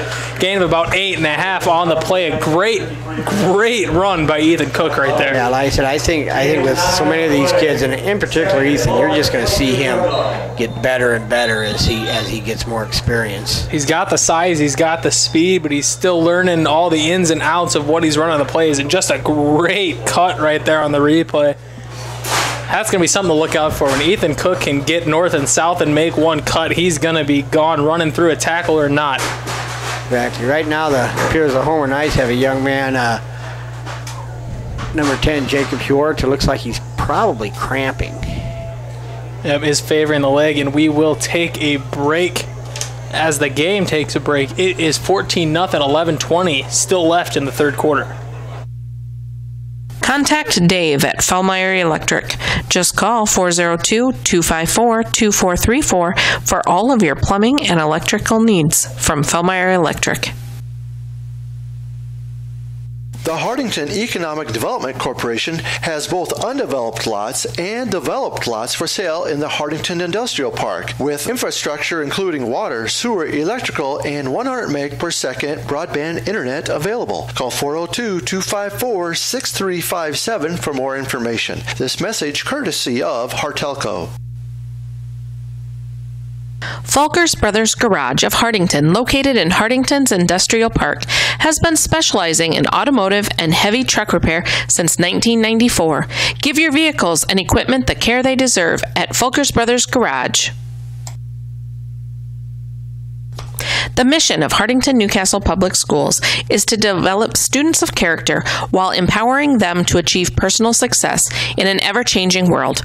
This public service announcement is courtesy of Hartelco. We are back here in Hardington. Huerta will walk off the field under his own power. Does look like some cramping going on. And that will happen for the first couple weeks of the season. Yeah, exactly. And we've got a lot of humidity tonight and things. And again, I'd say probably a fair amount of the football games across the state will have some cramping issues of some sort tonight. Korth will line up at the quarterback position with Cook to his left. McPhillips there at the left end once again, so look out for the pass. Nice block by McPhillips, and Ethan Cook will push it forward. Turner with it, and it will be flags at the end of the play. I didn't see what happened there, did you? No, I will check on the board to see what exactly happened. Came off well after they called the play. Came very late. Somebody... Hand the ball to Cook. Oh, looks like some pushing down there on the receiver. A little bit after the play. Oh, a little bit on both teams. It looks like the second guy who did the pushing got the flag. Yeah, they both probably guilty of a little something there. Yep. The cornerback and the receiver got caught up with the jersey a little bit. One shove, then the second one always is the one that's going to be seen by the refs. The retaliation will cost the Knights as the personal foul, half the distance to the goal. We'll set up the Wildcats at the 10-yard line, marching with the first possession of the first half. See what they decide to do. Running game been looking very well so far here in the second half. Waiting for the ref to place the ball down and start the clock here. Back judge and the looks like the side judge and the main official are still trying to talk out where this ball should be spotted. Getting the chains moved here. Like I said, they've used predominantly this drive with Turner Korth at quarterback, joined in the backfield by Ethan Cook with Lincoln McPhillips at that left end. And again, like you mentioned, I mean, they better account for Lincoln each and every play because they'll throw it to him. First was first and goal, but now first and goal. Nice run. Turner Korth in for the touchdown. A quick strike off the left side. Sold the fake turn on the Jets and hit the pylon. Yeah, and I'll tell you what, Matthew Schramm was out of the flanker on the left side there, and he looked like he ran a little slant, then he turned it into a block, and he did a nice job of sealing the Homer Knight to the inside and allowing Turner to go in. Just a great job by the junior Schramm out there. Really made a nice seal block, and Korth with a nice job of getting to the pylon. Korth will be your quarterback here on the conversion. 20-0 Wildcats. 10:51 in the third quarter. And Schramm is going to line up to the top of your screen. Korth with the snap. He's going to fade, just dump it off in there to McPhillips. Another good job of Lincoln getting there. Turner with a little bit of a scary throw there, kind of put it out for grabs, but Lincoln does pull it off. 2-point conversion is good. 22-0 Wildcats. Yeah, if you're responsible for Lincoln McPhillips, you better honor that each and every play. Don't get caught looking in the backfield. And Lincoln with a nice job off the inverted blast pass will be 22-0, and we will be back here at Hardington. Give the guys at Hardington Feed and Chick a call for a competitive grain bin or to contract your corn for later delivery or for all your livestock feeding needs. Hardington Feed and Chick has been the leader in animal nutrition since 1955. Just call 402-254-7449. The Hardington Shopper, covering Northeast Nebraska for over 55 years, from Yankton to Laurel and from Osmond to Newcastle. The Hardington Shopper has you covered every week to every household. Good luck to all the area teams. Hartelco is your certified gig-capable technology leader in Northeast Nebraska. Whether it's phone, TV, broadband internet service, computer sales and repair, or home and business networking, Hartelco has the experts to help you with your technology needs. Just stop by our office at 103 West Center Street in Hardington or visit our sister store, Yankton Computers, at 1901 Broadway in Yankton.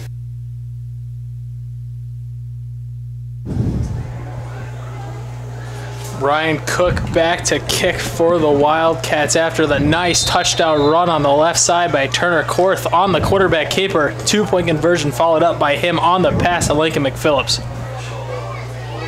Cook back to kick has had him inside the 10-yard line about every single one. Likes to keep his kicks low. And here's the kick by Cook, another low kick. This one gonna hit him in the shoulder pad, fielded at the 5-yard line. Gonna go up the left side, has a little bit of room to run. Arm tackles aren't gonna keep him down. Brings it all the way out to the 26-yard line, and a very good return by the Knights.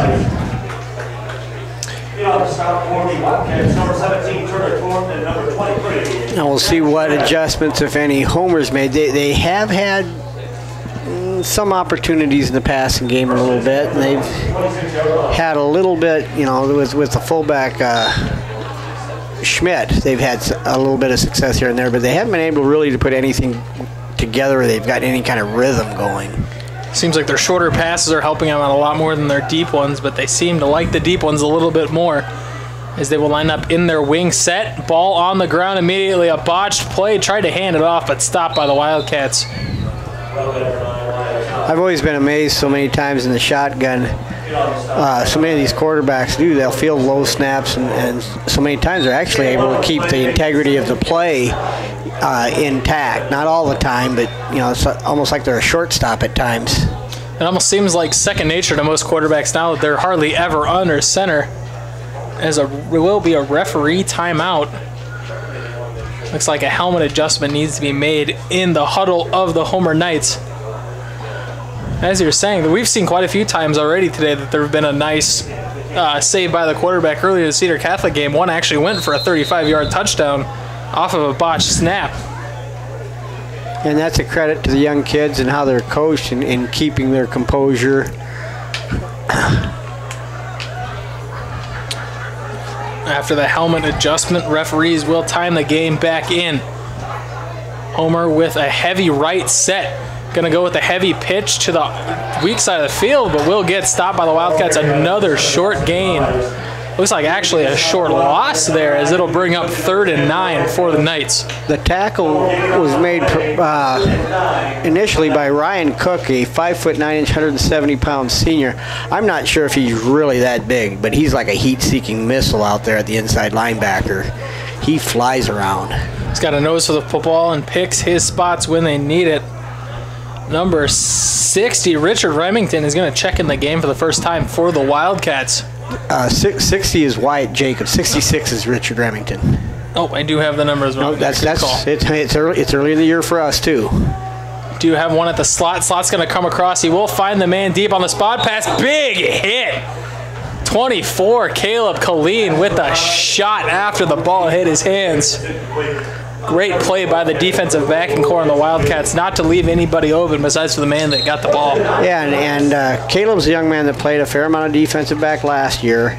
Again, not real big, but he showed that he'll bring it. That was an outstanding hit by Caleb.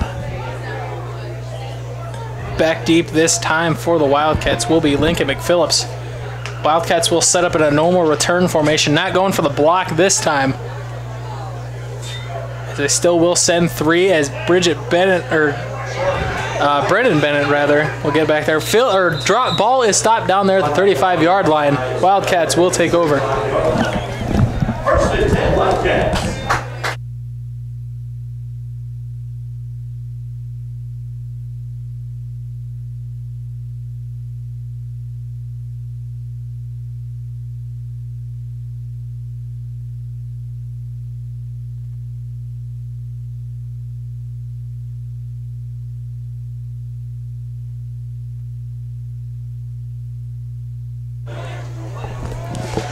Wildcats will be lined up in their shotgun formation. Guard Will Poland's going to lead up the hole for Turner Korth. Nice job reading the block.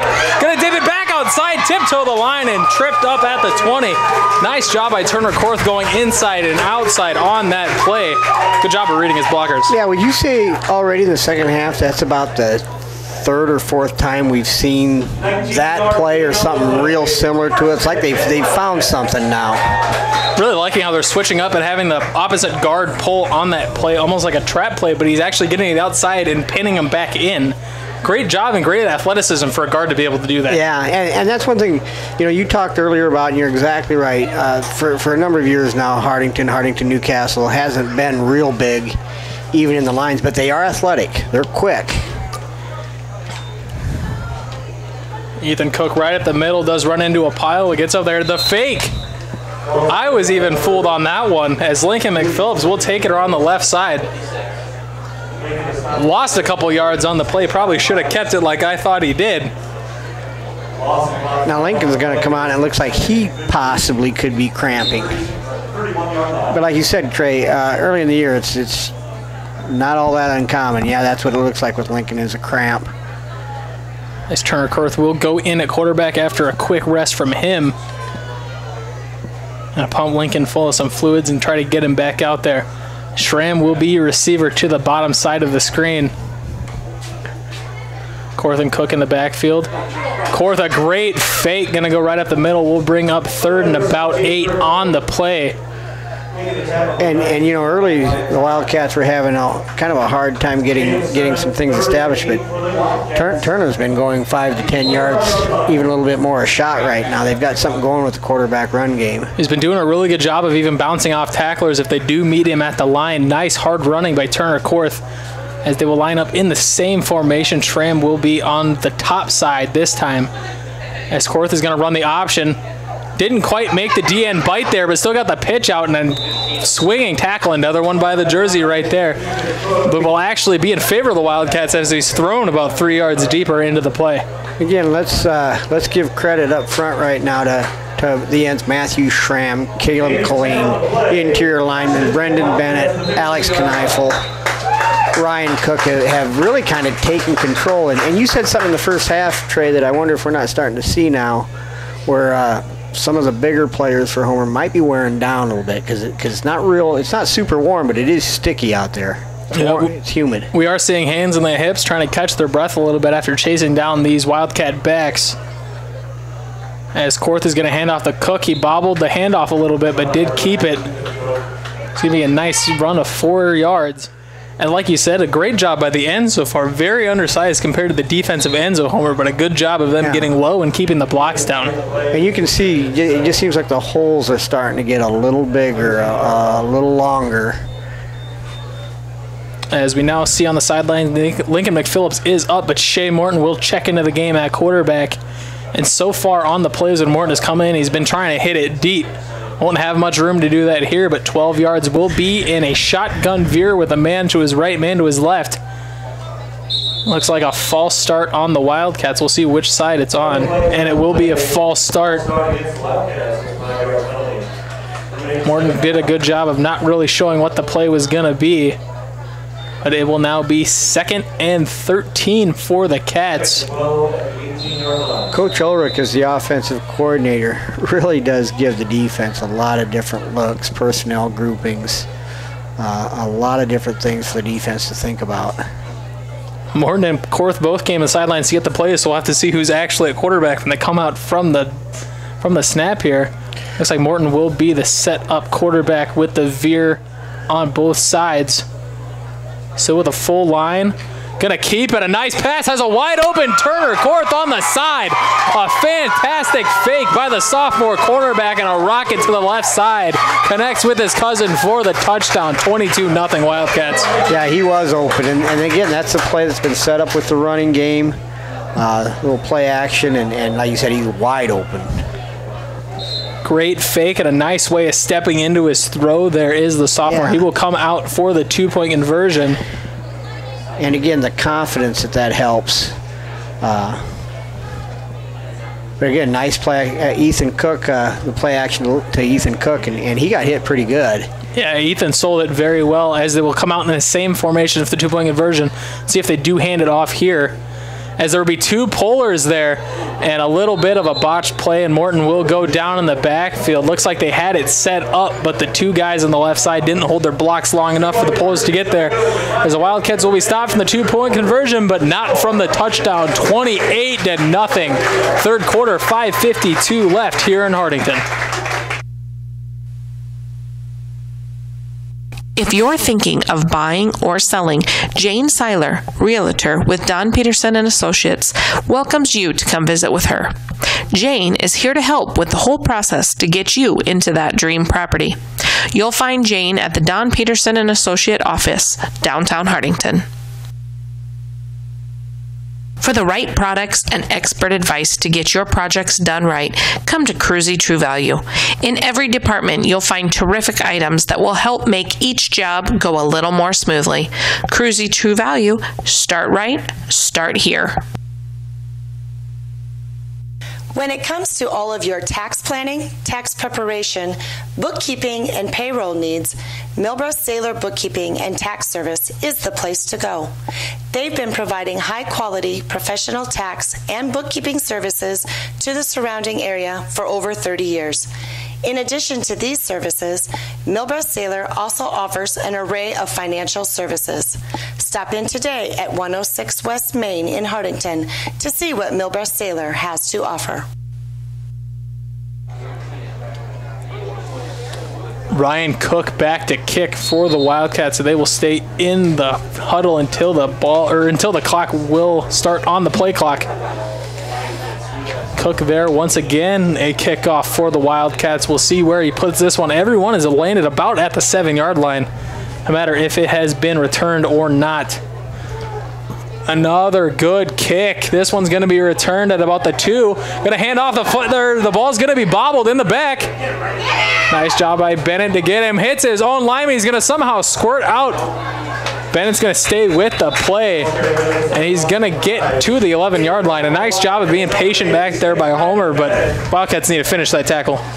Yeah, they ran a little reverse with the 2 deep men there, but they were so close together to start with, I don't know that it really broke anybody's lane or anything like that, and then they dropped the ball, and then the young man actually made one heck of a return from that point on, because he was trapped back at about the 2-yard line for a lot of that. Slipped through, got a couple blocks, and without Bennett coming from behind, we don't exactly know if he would have squirted out or not.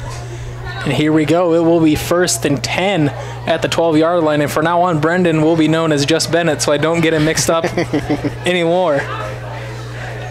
1st and 10 that's for the young Homer. man that we talked about early. He's one of those players, along with Dylan Denninger and Matthew Schramm, that have got to step up, and they have tonight. They've done a nice job in there. Handoff up the right side as he will be thrown to the ground, but after a really nice gain of 5, maybe 6 on the play for Homer. Again, I continue to be impressed with Dylan Denninger at that defensive end spot. He does a nice job of setting the end, not letting things get to the outside. Very good job by the sophomore as he's kind of switched around from inside backer to nose guard and to D end, all on the defensive side of the ball tonight. And again, that all comes with having, at one point this year they had about 14 out. They got about 3 more to come out to get it up to 17. Looks like there still will be I believe, a new quarterback in the game. That's still Wyatt Ty there, and he's taken the majority of the snaps at quarterback. They've had, I think, number 10, Jacob Huerta, a few times. Huerta was the man down earlier with some cramps. And you look at that every player out there on the defensive side, Alex Kneifel at the nose, all 8 of those kids can run. Even the Brendan Bennett, Alex Kneifel, and Dylan Denninger up front, they all run well. 2 split out, top and bottom for the Homer Knights as they're going to stop, put the spot pass out there. Will be behind the line, but they saying he did throw in front of his body, so it will be an incomplete pass, 2nd and 10 for the Knights. And that's when it was definitely forward. But if you're the receiver, if you're one of Homer's coaches, you'd like to see him pursue that ball and not automatically assume that the referee saw it the way you did. Because you never know where that side judge is positioned just to be able to call it. But will be an incomplete pass. This time Homer lines up with 2 split out receivers, 1 man in a short slot, almost a wing back position for the Knights. As they'll flare him out, they're going to hand it right off and stop by a gang of Wildcats. Ethan Cook came on an inside blitz there, and even though he didn't make the tackle, he really destroyed this blocking scheme up front. Kneifel, Cook, and Bennett there on the tackle for the Wildcats. Will bring up 3rd and long once again. And Homer only has the ball at the 25. The Wildcats can put up a good stop here. They're going to have the ball with good field position. I look for one of the inside backers to come, either Ethan or Ryan Cook, to come on this. They got Bennett back there at an inside backer, and I bet he's going to be the one that's going to take the shot at the blitz here. Gonna fade in a nice pass, and another good hit by the defensive backs of the Wildcats. This time, Lincoln McPhillips, right as the ball is getting there, takes a nice pop on the receiver. Will be 4th down and 10. Lincoln's a young man that again, we've talked about different kids needing to step up. He's played a lot in the past, but he's in a much more featured role now. And he's played a very nice ball game back at defensive back. Very nice job stepping into most of the spots that were filled by Andy Schmidt last year, stepping in, making big hits from the outside backer. And he's a young man that has watched a lot of football. He knows the game. A high wobbly kick straight out of bounds. We'll see where it is spotted. It's going to be well on the Homer side of the field. As the referee keeps marching down the field with a net punt of only about 10 yards on the play. Now the wind was a lot stiffer this afternoon. It's still a factor. But I believe Lions Decatur had a punt today that went about 4 or 5 yards. Yeah, they had a couple that just got caught up in the wind. That one looked like he didn't quite get the punt off quite well. It was a little wobbly coming off, but the wind did catch that one. It looked like it went off the side of his foot. The Wildcats will take the snap in their tight formation. Hand off to Turner Korth up the middle. He's going to break 1. Not 2 is a good tackle there. At 53, Brent Schmidt. And it will be 2nd and 3 for the Wildcats. And doesn't it seem, Trey, like early, the first half, that same type of play is getting 2 yards. And now you're starting to see it almost 5 is a short, and usually it's somewhere around 10 or more right now. The offensive line is really kind of taking control of this thing. Very much so. And it just seems like the Wildcats, just like right there, they're getting off the ball and knocking the nose guard off the play. That time they had a double on him and put him on his back. There's the 1st down run. And the Wildcats will have it at the 20. And like you said, I don't know if it's just the Wildcats getting off the ball, getting their hands up, warming up to the game, or is it the Knights fatiguing a little bit, probably some sort of combination. as they will have one split. Schramm doesn't even see the play start, was still on the line after the ball had been snapped. Not sure if they had the play call exactly right there as a broken play. Gets Lincoln McPhillips tackled for a sack, 5-yard loss, 2nd and 15 at the 25-yard line. And again, another play where they're grabbing the jersey and just hanging on for dear life.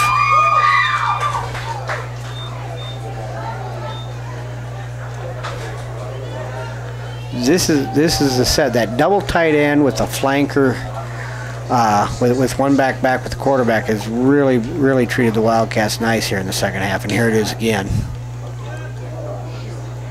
Keeper by Korth, looked like a slightly broken play once again. We'll get the yards back. They lost on the sack, but we'll bring up 3rd down. And I do want to point out, for the first time in a long time, the Wildcats wearing purple pants after just donning white pants for a while. Still trying to warm up to it as of now. Looks like the last year's NFL Color Rush jerseys, but so far they've put up a pretty good fight, 28-0. Now they've come in with Shea Morton again. And a lot of times when they brought Shea in, I don't know they will this time, but they've gone with 2 backs with Ethan Cook and Turner Korth back with him, and that is what they have again. A split out will be McPhillips, so you know they're going to try to do something, as one of the backs out of the backfield left a little early, but Shea finds a man across the field. Touchdown Wildcats. Not the best throw, but a great job of Lincoln McPhillips reaching behind himself, pulling it down for another touchdown. Shea's only been in about 10 plays, but he's already got 3 touchdowns. And he's got an interception on defense. He's having a nice little ball game. Throw him in whenever they need him, and he's just getting it done. But again, you've got to know.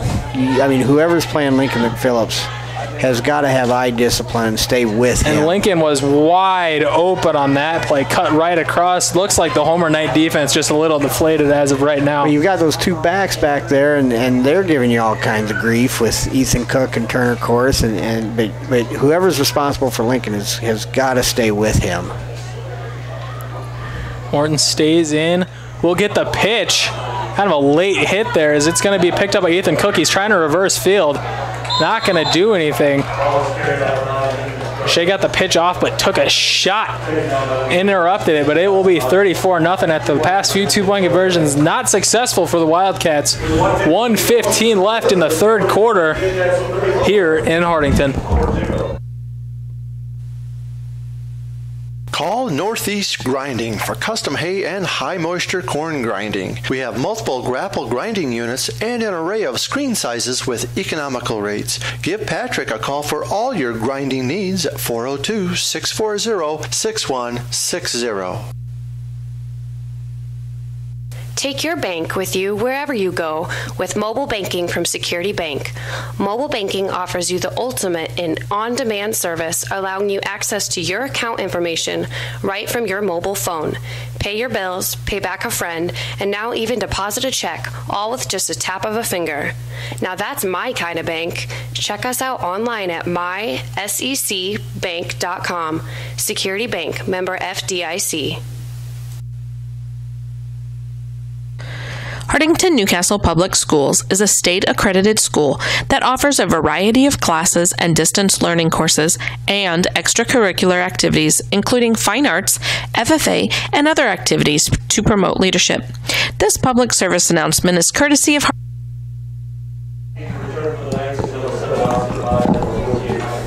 Back here in Hartington after the touchdown strike, Morton to McPhillips, 34-0 here for the Wildcats. Looking like shades of the earlier game here today at Russ Hochstein Field, as Cook will be back to kick. Yeah, a game that was 14-0 at halftime has really, the Wildcats have exploded for 20 points here in the 3rd and have really taken control of this. In fact, if they'd have got that conversion, we'd have been in the running clock, which starts at 35 on the points. ground. Probably should have let it go out of bounds, but will be returned up the side only for about 5 yards. We'll have the ball at the 21-yard line. Will now be spotted, yes, at the 21-yard line for the Homer Knights. We'll see how they come back at the Wildcats. After looking a little lackadaisical on the defensive side, we'll see how they come out on the offensive side of the ball. Shea Morton will check back in the game to play that deep safety position. He's 15 yards out right now. We'll see if they can cheat him back up a little bit. Yeah, you've got Ethan Cook getting a breather on the sidelines. So they take They rotate Caleb to outside, and they put Turner on the inside there to take Ethan's spot. And they put it and Caleb's at an outside linebacker, and Shea's back at safety now. Shea's going to go by his covers. Lincoln reads that 100%, didn't quite get there. And a good job of lowering the shoulder. Kind of scared Shea a little bit, knocked him back, but a great job of lowering the shoulder. And a great play. Lincoln McPhillips read it the whole way, just wasn't quite there in time. That's the second time tonight he's read that little swing pass. And you know he wants to get that thing and take it back the other way, because it's 6 points if he catches that thing. And Shea Morton with the good stop there. Didn't make the tackle, but stopped him from getting any further. Homer's still on their side of the ball even after the big pass play. 37-yard line. 1st and 10 Knights. 50 seconds left in the third quarter. We'll have one split out in the veer formation once again. As they're going to hand it with the lead blocker. A nice tackle in the backfield. Turner Korth on the inside linebacker blitz. Great job of getting back there and stopping the run. You know, again, I'm impressed with him, Ryan Cook, Ethan Cook. All those inside backers have really been timing those blitzes. In fact, a couple times it looked like the Wildcats are going to take the handoff. 2nd and 8. Great job by Korth to get back there, but the running game of the Knights still picked up 2 yards. As this time they will split 2 out. We'll have a slot receiver on the right side, playing back about 2 yards, 1 man to the right of the quarterback. The snap, they're going to look for the spot pass down low. Lincoln read it again, didn't quite get there. Will be up the sidelines, pushed out of bounds. Turner Korth, good tackle on the play, but a spot pass that if Lincoln McPhillips makes a half a step bigger jump, he gets that pick and runs it back for 6. And I guess that's the downside on that. When you go for it and don't make it, you know, they've got the sideline. We've seen that quite a bit so far today, and especially on this drive. That will be the end of the third quarter, 34-0. The Wildcats in the driver's seat over the Homer Knights. Hartelco. See Northeast Ag Consulting for your agronomic needs. Soil sampling, Elbon forage rye, common rye, soil zone creation, variable rate planting, fertilizer prescriptions, crop insurance, and Pioneer seed. For more information, call 402-254-7483 or visit our website at northeastagconsulting.com. Local ag services for you. Call Northeast Pipe and Panel, a local company for all your fencing needs. We make 4, 5, 6, and 7 bar by 20-foot continuous fence panels and 10-foot and 12-foot portable corral panels. The pipe and panels are all American-made right here in Hartington. Call Rob or Pam Howell at 402-254-9585 or 877-207-1048. Our shop is located at the Industrial Park west of Hartington. We are back here to start the final quarter of play in the first week of Hartington-Newcastle High School football. As Homer will set up in their wing formation once again. Handoff to the guy in motion. And he's going to make a nice cut break free. Stopped by Lincoln McPhillips with a shoelace tackle. He will be spotted down at about the 6-yard line. Touchdown saving tackle there by Lincoln McPhillips after a couple nice moves. Again, Hartington-Newcastle kind of brought the house, and again, when you do that and miss it, you know, they've got a lot of open area to run. And that's the young man that does have some quickness and speed and almost stuck in the end zone. That'd be number 7, Austin Pies. We'll see if the Wildcats can pull up a wall on defense and stop the Homer Knights cold. We'll have 6 yards and 4 plays to punch it in to break up this shutout. Strong right eye formation for the Knights as they do hand it off to the right. Gonna pick up a couple, but will be stopped and brought back by the Wildcats. Good spot for the Knights as they pick up 2 on the play with the forward progress there. 4 yards, 3 plays left for the Knights as Shea Morton will come back out, and Ethan Cook will go back in to set up the big defense for the Wildcats.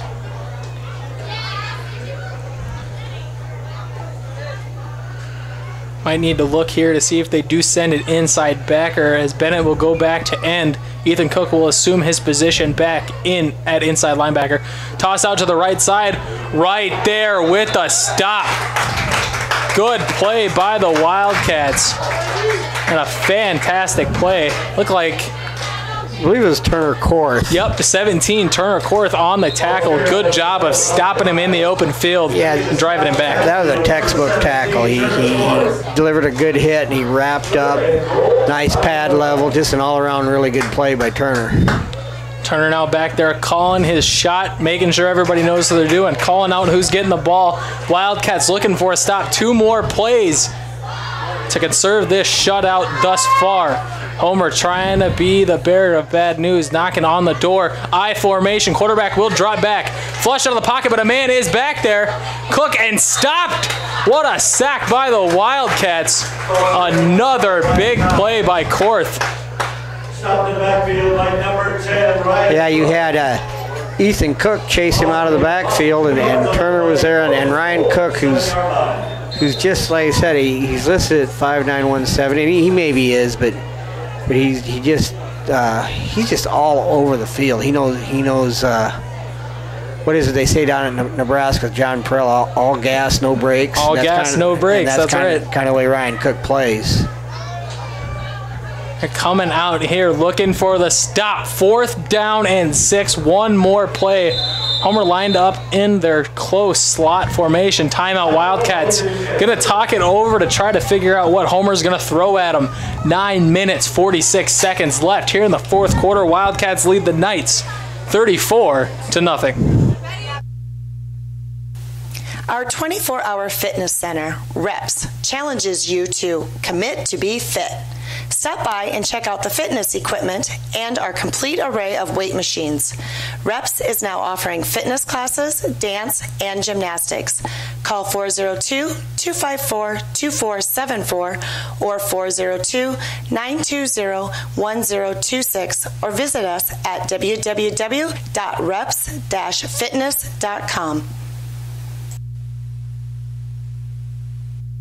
Top Crop is your local NK soybean and Golden Harvest corn dealer, also carrying a full selection of cover crops and offering custom seeding of small grains and grasses. Feel free to give Glenn Taney a call at 402-841-5599 or email at glenn@topcropinc.com. We are back here in Hartington looking for the stop. Are the Wildcats looking to stop the shutout?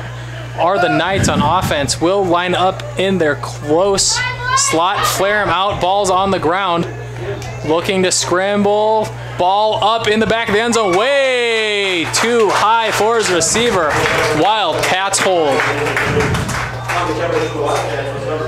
Great job by the defense for the Wildcats in making stops in the backfield and making sure after a couple big plays that the Knights weren't getting anything more than they already got. Yeah, you remember back when you played, when you get to this point of the game, defensively you want to preserve that shutout if at all possible. At least while the top unit, you don't want to give it up. And then when the second unit gets in and they give it up, you give them a little grief after the game and you move on. Wildcats will line up with Korth at quarterback. Cook scampering for a couple more yards after the first initial contact. Will be brought down by a couple of Knights. Gain of 5 on the play. Under 9.5 left. Wildcats still with a shutout and 34 points. And again, you see the offensive line just taking control of this thing. The first half, it was a lot of gains of 2 yards. Now you're seeing 5, 7, 12.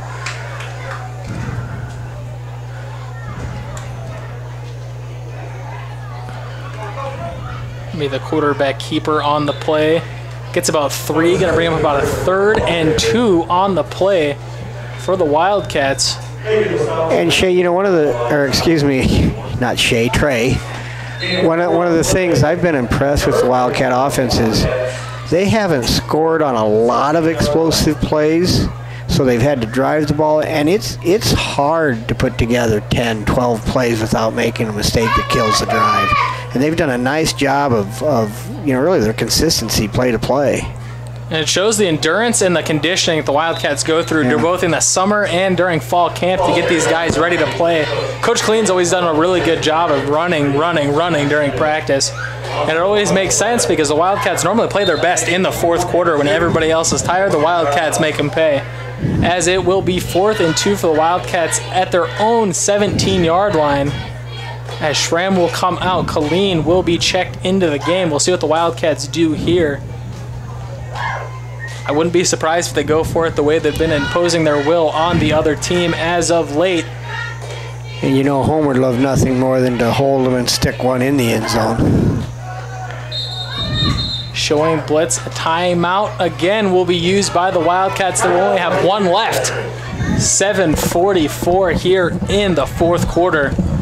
Wildcats lead Homer 34-0. Town & Country Insurance is proud to announce the opening of our new Hardington location on September 5th. Our location is 104 West Center Street, and our phone number is 402-254-9770. Stop in and see Frank, Carrie, Denise, or Ryan for any insurance need you may have. Anderson & Anderson Insurance is eager to serve Hardington and the Northeast Nebraska area. With offices in Hardington, Laurel, and Allen, they are an independent, trusted choice insurance agency. If you're in the market for auto, home, business, farm, or crop insurance, give us a call at 1-888-POLICY-9. Anderson & Anderson Insurance, where your protection is their policy. Back here in Hardington, 7 minutes and 44 seconds left on the clock. Wildcats with the decision make. Do they go for it and possibly have the chance of turning it over, giving the Knights the ball in the red zone, or will they punt it away? The Homer Knights will have a man back to return, as the Wildcats do always line up in a rugby-style punt formation. Like by Phillips will go with the hard count, trying to draw Homer off sides. Nothing doing. We'll have to burn the final timeout of the half. Not sure why they didn't have a play set up just in case they didn't jump, but they don't. Wildcats will take their timeout. Probably just a 30-second timeout, so we will stay here as Coach Ulrich will go over the Wildcats, what they're going to do. Lions Decatur, Bancroft Rosalie Lions Decatur this afternoon against Cedar kind of did that on their punts. They would not have the deep snap like to the traditional punter, basically trying to keep that defense from dropping anybody deep. Then they do punt, you've got nobody deep. The only problem with that was Cedar Catholic was getting after the ball so much, the punter had to flush out of the pocket just to get the ball off, and most of the time didn't even get it anywhere close. But it puts the defense in a little bit of a quandary. Coach Killeen has always liked using the quarterback as a punter based on, even if they're not the best kicker, but they always have that threat of going for it whenever they can, as they will be close. A handoff around the outside, and the fake just how they drew it up. Ethan Cook will step out of bounds, but will pick up the first down by 3, and that's exactly why Coach Killeen draws it up like that, as there will be a man down for the Knights, and we will take a break here. 7:39 left in the fourth quarter.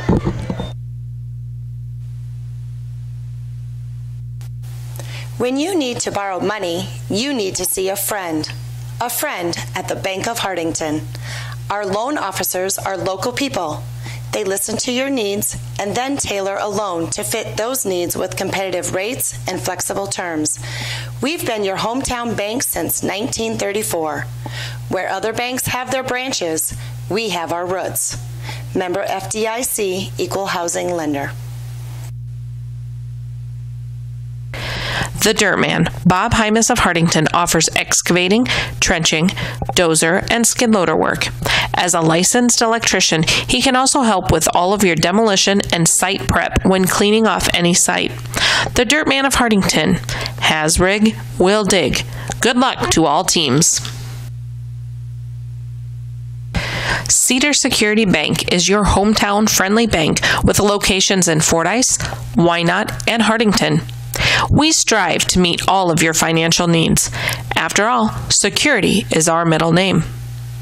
For all of your insurance needs, contact Bonnie at Cedar Security Insurance for a free quote. Good luck to all area teams. Stop in at Faye's Furniture and Floor Covering for the best deals at any time of the year for all your furniture needs, plus decorating, carpet, tile, and wood laminates. Stop by today for your free estimate at Faye's Furniture and Floor Covering on North Broadway in downtown Hardington, or call 402-254-6347.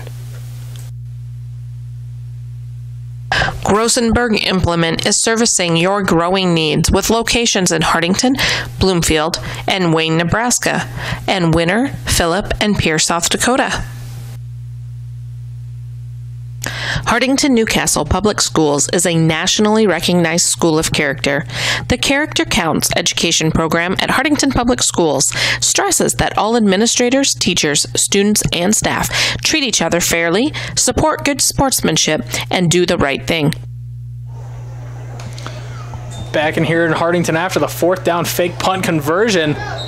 Nice run by Cook up the middle. Clock will tick. 7:30 left in the 4th quarter.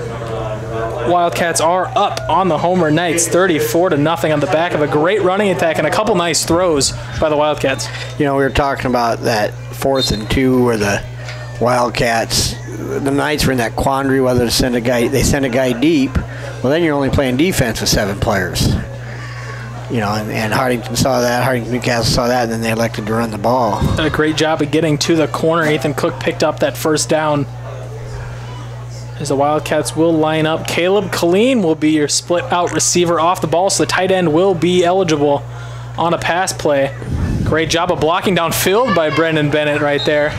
Ethan Cook will pick up the first down. Great play by the Wildcats. Great setup, great execution for the first down. Trey, one of the things we're going to have to start doing now is start thinking about players of the game. And these games, I think, are always so difficult because you've had so many different contributions by different kids. It really has been a nice team game. And it seems like that with the games that kind of end up like this, just like the Cedar Catholic game earlier, just a wide range of scoring by different people and everybody getting a touch on the ball. As Turner will hand off to Ethan, a nice spin move getting outside. A stiff arm will be, again, pulled down by that jersey. He did escape that tackle, but pulled down by a couple of guys in the defensive backfield. As Korth will come to the sidelines. Now you're starting to see some of the younger players for Hardington Newcastle coming in. Number 20, Morgan Cook, a 5'9", 155-pound sophomore, who's, yes, he is the brother of Ryan Cook and Ethan Cook. Is in the game. Austin Burcham, number 59, a 5'11", 185-pound junior, has checked into the line.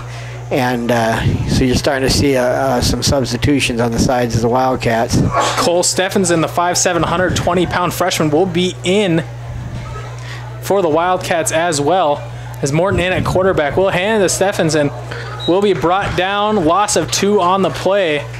But it's going to get the young back some carries early in the game. And obviously, you know, varsity football's a world of difference from junior high, but I was very impressed with Cole Steffensen in junior high. He's going to be a nice player. As Lincoln McPhillips will check back into the game, Korth will come in with the play. And sometimes at this stage of the game, when you do start making some of those substitutions, things can get disjointed at times. As Morton will stay in the game for the Wildcats, so he will most likely be at quarterback. And it's nice to get the young man, Morton. It seems like he's been around for a while, but he's getting there. Gets a nice dump-off pass, but was rushed. Yeah. Nice pressure by Josh Bogus on the play. He had a man, but because of the pressure, he wasn't able to step into the throw. There was nobody in the backfield to pick up a blitzer there, as it will be 4th down. And it's nice to get the young sophomore Morton in there, get some snaps under his belt, as last year just kind of sent in plays to the quarterback, Cole Schmidt.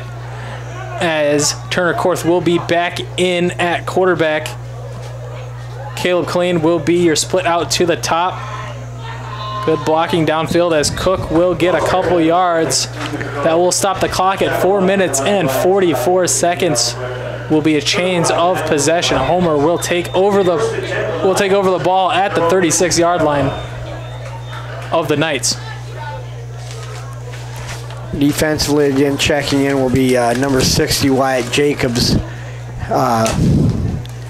And I think you'll probably start to see some substitutions on this side of the ball as well.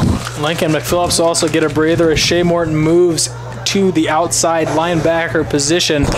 Caleb Killeen back at safety. A lot of times coaches will want to start out with basically their starting group and because just for organization purposes, and then go from there. Three linemen front. Good job of getting in the backfield, but reverses field. Nobody home. And a good, solid play as the defensive end on the right side got sucked all the way into the play, did not do his assignment, didn't stay home. As a great run by the Knights sets up a good start to a possession here late in the fourth. Left the safety and the opposite side outside linebacker, Killeen and Morton, to try to get across field to make that tackle. It's a good thing they did, or else he would have been gone. Yeah. Great job by Ethan Cook to get to the backfield, but just couldn't find which guy had the ball. Lost him a little late. As the Knights will line up in a heavy right formation. We'll go to the left side, though. Good stop in the hole. That will be Killeen on the tackle. 4:24 left in the fourth quarter as the Knights are driving. Second and third here in the fourth quarter.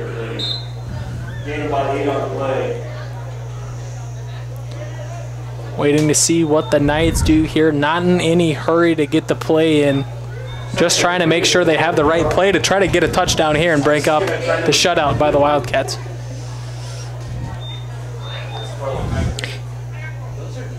You've got a little bit of combination now going of a couple of the starters and some of the backups coming in now, getting some valuable playing time. They will shift to a four-man front as Austin Burcham checks in for the first time at defensive tackle. We'll have the defensive ends up into the backfield, missed the sack, stripped by Ethan Cook, ball on the ground. Kind of a messy play from the beginning, ends up with a perfect bounce into the fullback's hands, but there is a flag on the play in the backfield. Wait for the call by the officials. Great job on the play by Wyatt Jacobs and Ethan Cook of getting back there and putting pressure on the quarterback. Ball does fall forward and right into the hands of the fullback for a gain of only 2 yards. And then, Morgan Cook came up and actually made the tackle there, the young sophomore, and if he didn't, it would have gone for a ways. Now you're going to see, I believe, number 77, Michael Mathis, check into the game.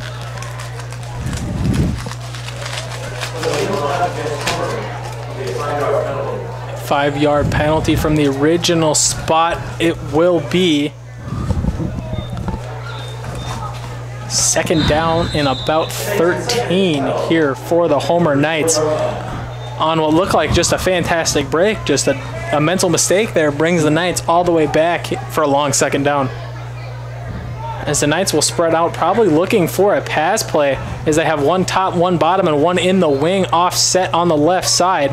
Put him in motion, going to drag Caleb Killeen out to the right side. Looking, and he's going to have room in front of him. At the step and make a play is Cook, not going to happen. As Morton's going to chase him down from the back and touchdown off a scramble. The one thing I said that the Wildcats need to key on at the beginning of the game is going to end up with the first touchdown for the Knights. We'll make it 34-6 with 2:53 left late in the fourth quarter. Just got the defensive line for the Wildcats to get all the way inside to the left on that play. Next week, Trey, the Wildcats will go down to Emerson and visit the Emerson Hubbard Pirates at a 7 o'clock start.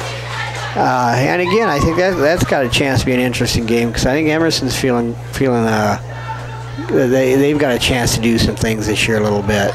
Emerson's power run game is always something that needs to be stopped, and if they can do that, Emerson's not known for throwing the ball around too much. But if you can stop the fullback, quarterback, and running back, which they all like to run with, And their head coach is Ken Swanson, who spent a number of years down at Corge. And you're right, I mean, they like to run a little power and do a nice job with play action.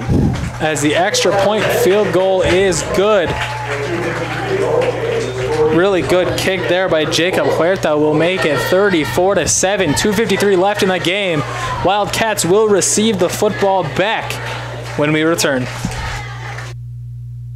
This public service announcement is courtesy of Hartelco. Contact Dave at Fellmeyer Electric. Just call 402-254-2434 for all of your plumbing and electrical needs from Fellmeyer Electric.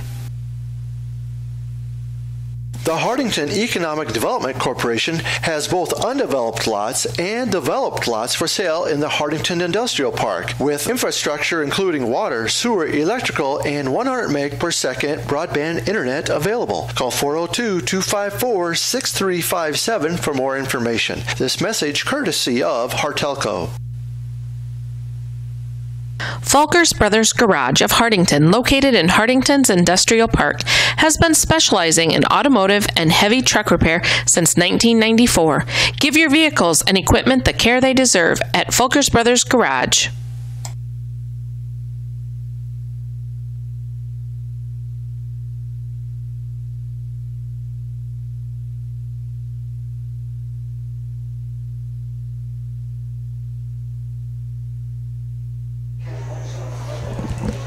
And we are back. Wildcats to receive will be Ethan Cook and Lincoln McPhillips back to return.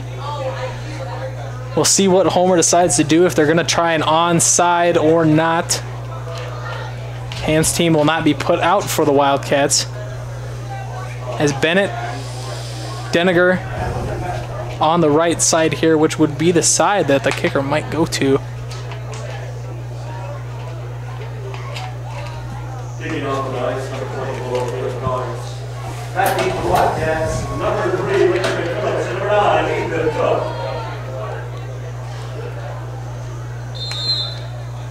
Cook. Kick the onside. He might kick it to the left side here to Cook, and Bennett will be on the ground over to Deniger's side. Lets it bounce out of bounds. Illegal procedure. Kick out of bounds. Wildcats will end up with good field position. A good try by the Knights to get the ball back, but not a very well executed onside kick. You know, last year, Hardington Newcastle went down to Homer and had a number of explosive plays and won the game 66-20. This obviously is a little different. But again, I was impressed with just how the Wildcats could sustain drives, as well as just a number of different players in different situations that have contributed tonight. It's going to give, like I said, future defensive coordinators a lot to think about. Especially now that they're keying on Morton throwing the ball or handing it off when he's in. Just wait until they start doing something like maybe giving him taking off. Yeah. They're going to have multiple options to stop from all three quarterbacks they've had in the game. Is Morton going to stay in? Hand off to Korth on the play. Or Cole Stephenson is in. The young man is in at running back. You got Richard Remington now in the ball game up front. Richard's coming out now wide. Jacobs is going in on the offensive side. He hasn't been in on the offensive side yet tonight. And again, what's nice for this is those kids practice hard, play. It's nice for them to get some opportunities. And in past seasons, you've seen a full line change, but with the smaller numbers here for the Wildcats this year, you're still going to see a couple starters stay in the game just for sheer numbers purposes. As Morton will be back awaiting the snap. We'll hand it off. A good inside to outside move by Stephenson's going to pick up about 4 yards on the play. Going to bring up 3rd and 3 for the Wildcats. Burcham checks in on offense for the first time now, as he was in on the last series on defense. And again, Cole Stephenson with the carry, freshman, his first varsity game. Like I said, the young man's got a bright future. He kind of knows how to run the ball. He's got a nice feel for it. But Trey, it's getting to be that time. It's time to pick players of the game. And we've talked about a number of, you could legitimately give it to a number of kids. But I'll let you go first with your selection. I think mine would probably be, between both of us, unanimous selection, and Lincoln McPhillips making plays on offense, defense, and special teams so far. A couple touchdown catches, a touchdown run, and an interception, a possibility of a second one there. And also some good kick returns. I think Lincoln McPhillips is my #1 pick for player of the game tonight. And that's a great pick. Again, like we talked about, you can justify several. I'm going to go with Turner Korth tonight. I thought, again, Turner's always a force defensively, and it seemed like in that third quarter when they really took control, it was a lot of Turner in the run game.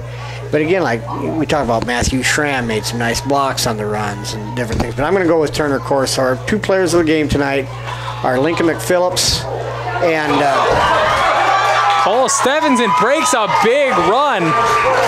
Had to interrupt our players of the game to get the young man a good run and a nice move to hit the outside. And isn't it neat to see the team react and the crowd react like that? Fantastic bounce on the play, took it inside, popped it back outside. Nice block on the edge by Caleb Colleen as well.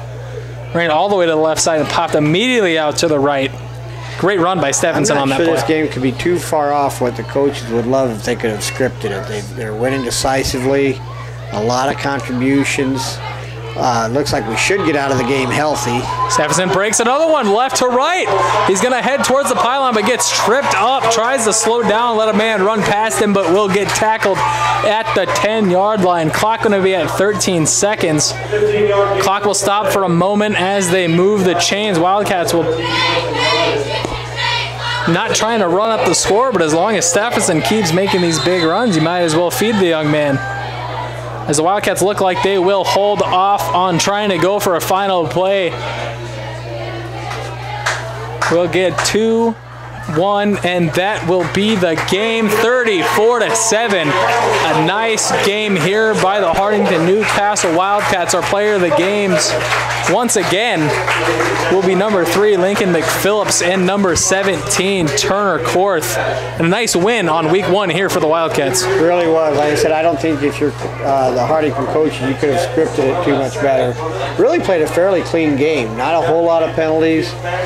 Took care of the ball for the most part. Got a lot of kids. A lot of snaps in different roles. And again, I thought Homer was improved from last year. And just a nice all-around ball game. I'm sure the coaches will look at some things and find some things to coach, but a 34-7 opener. Next week the Wildcats are down at Emerson, 7 o'clock kickoff. And Trey, it's been a long game for you. You doing the Cedar Catholic game this afternoon and the ball game tonight. We want to thank you for your efforts, Billy McGregor at the camera, Hartelco Sports. Very happy to bring these broadcasts to you, and any final thoughts on your end? I just think it's been a fantastic day of football, a great win all around for the community of Hartington and the surrounding area, as Cedar Catholic takes the win along with Hartington Newcastle taking the win. And from everybody here at Hartelco, we'd like to thank our sponsors, Anderson Insurance, Bank of Hartington, Bob Hymas, the Dirt Man, Broadway Lanes, Cedar Security Bank, Christensen Well, CL Electric, Don Miller Land Company, Phase Furniture, Phil Meyer Electric, Folkers Brothers Garage, Grossenberg Implement, Hartington Feed and Chick, Hartington Shopper, Hartington Tree, Heine Electric, Jane Saylor of Don Peterson and Associates, Kaiser Ag and Irrigation, Cruzy True Value, Milbreth Sailor Bookkeeping, Northeast Pipe and Panel, Northeast Ag Consulting, Northeast Grinding, Reps Fitness, Security Bank, SpecSoft, Stephen Drug, Top Crop, Town and Country Insurance, Wynn's Funeral Home, and Plumbing and Electric.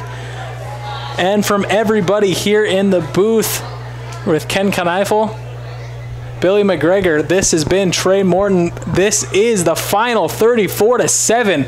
Wildcats take it here in the first week of the Nebraska State Athletic Association high school football season. And we will see you next week.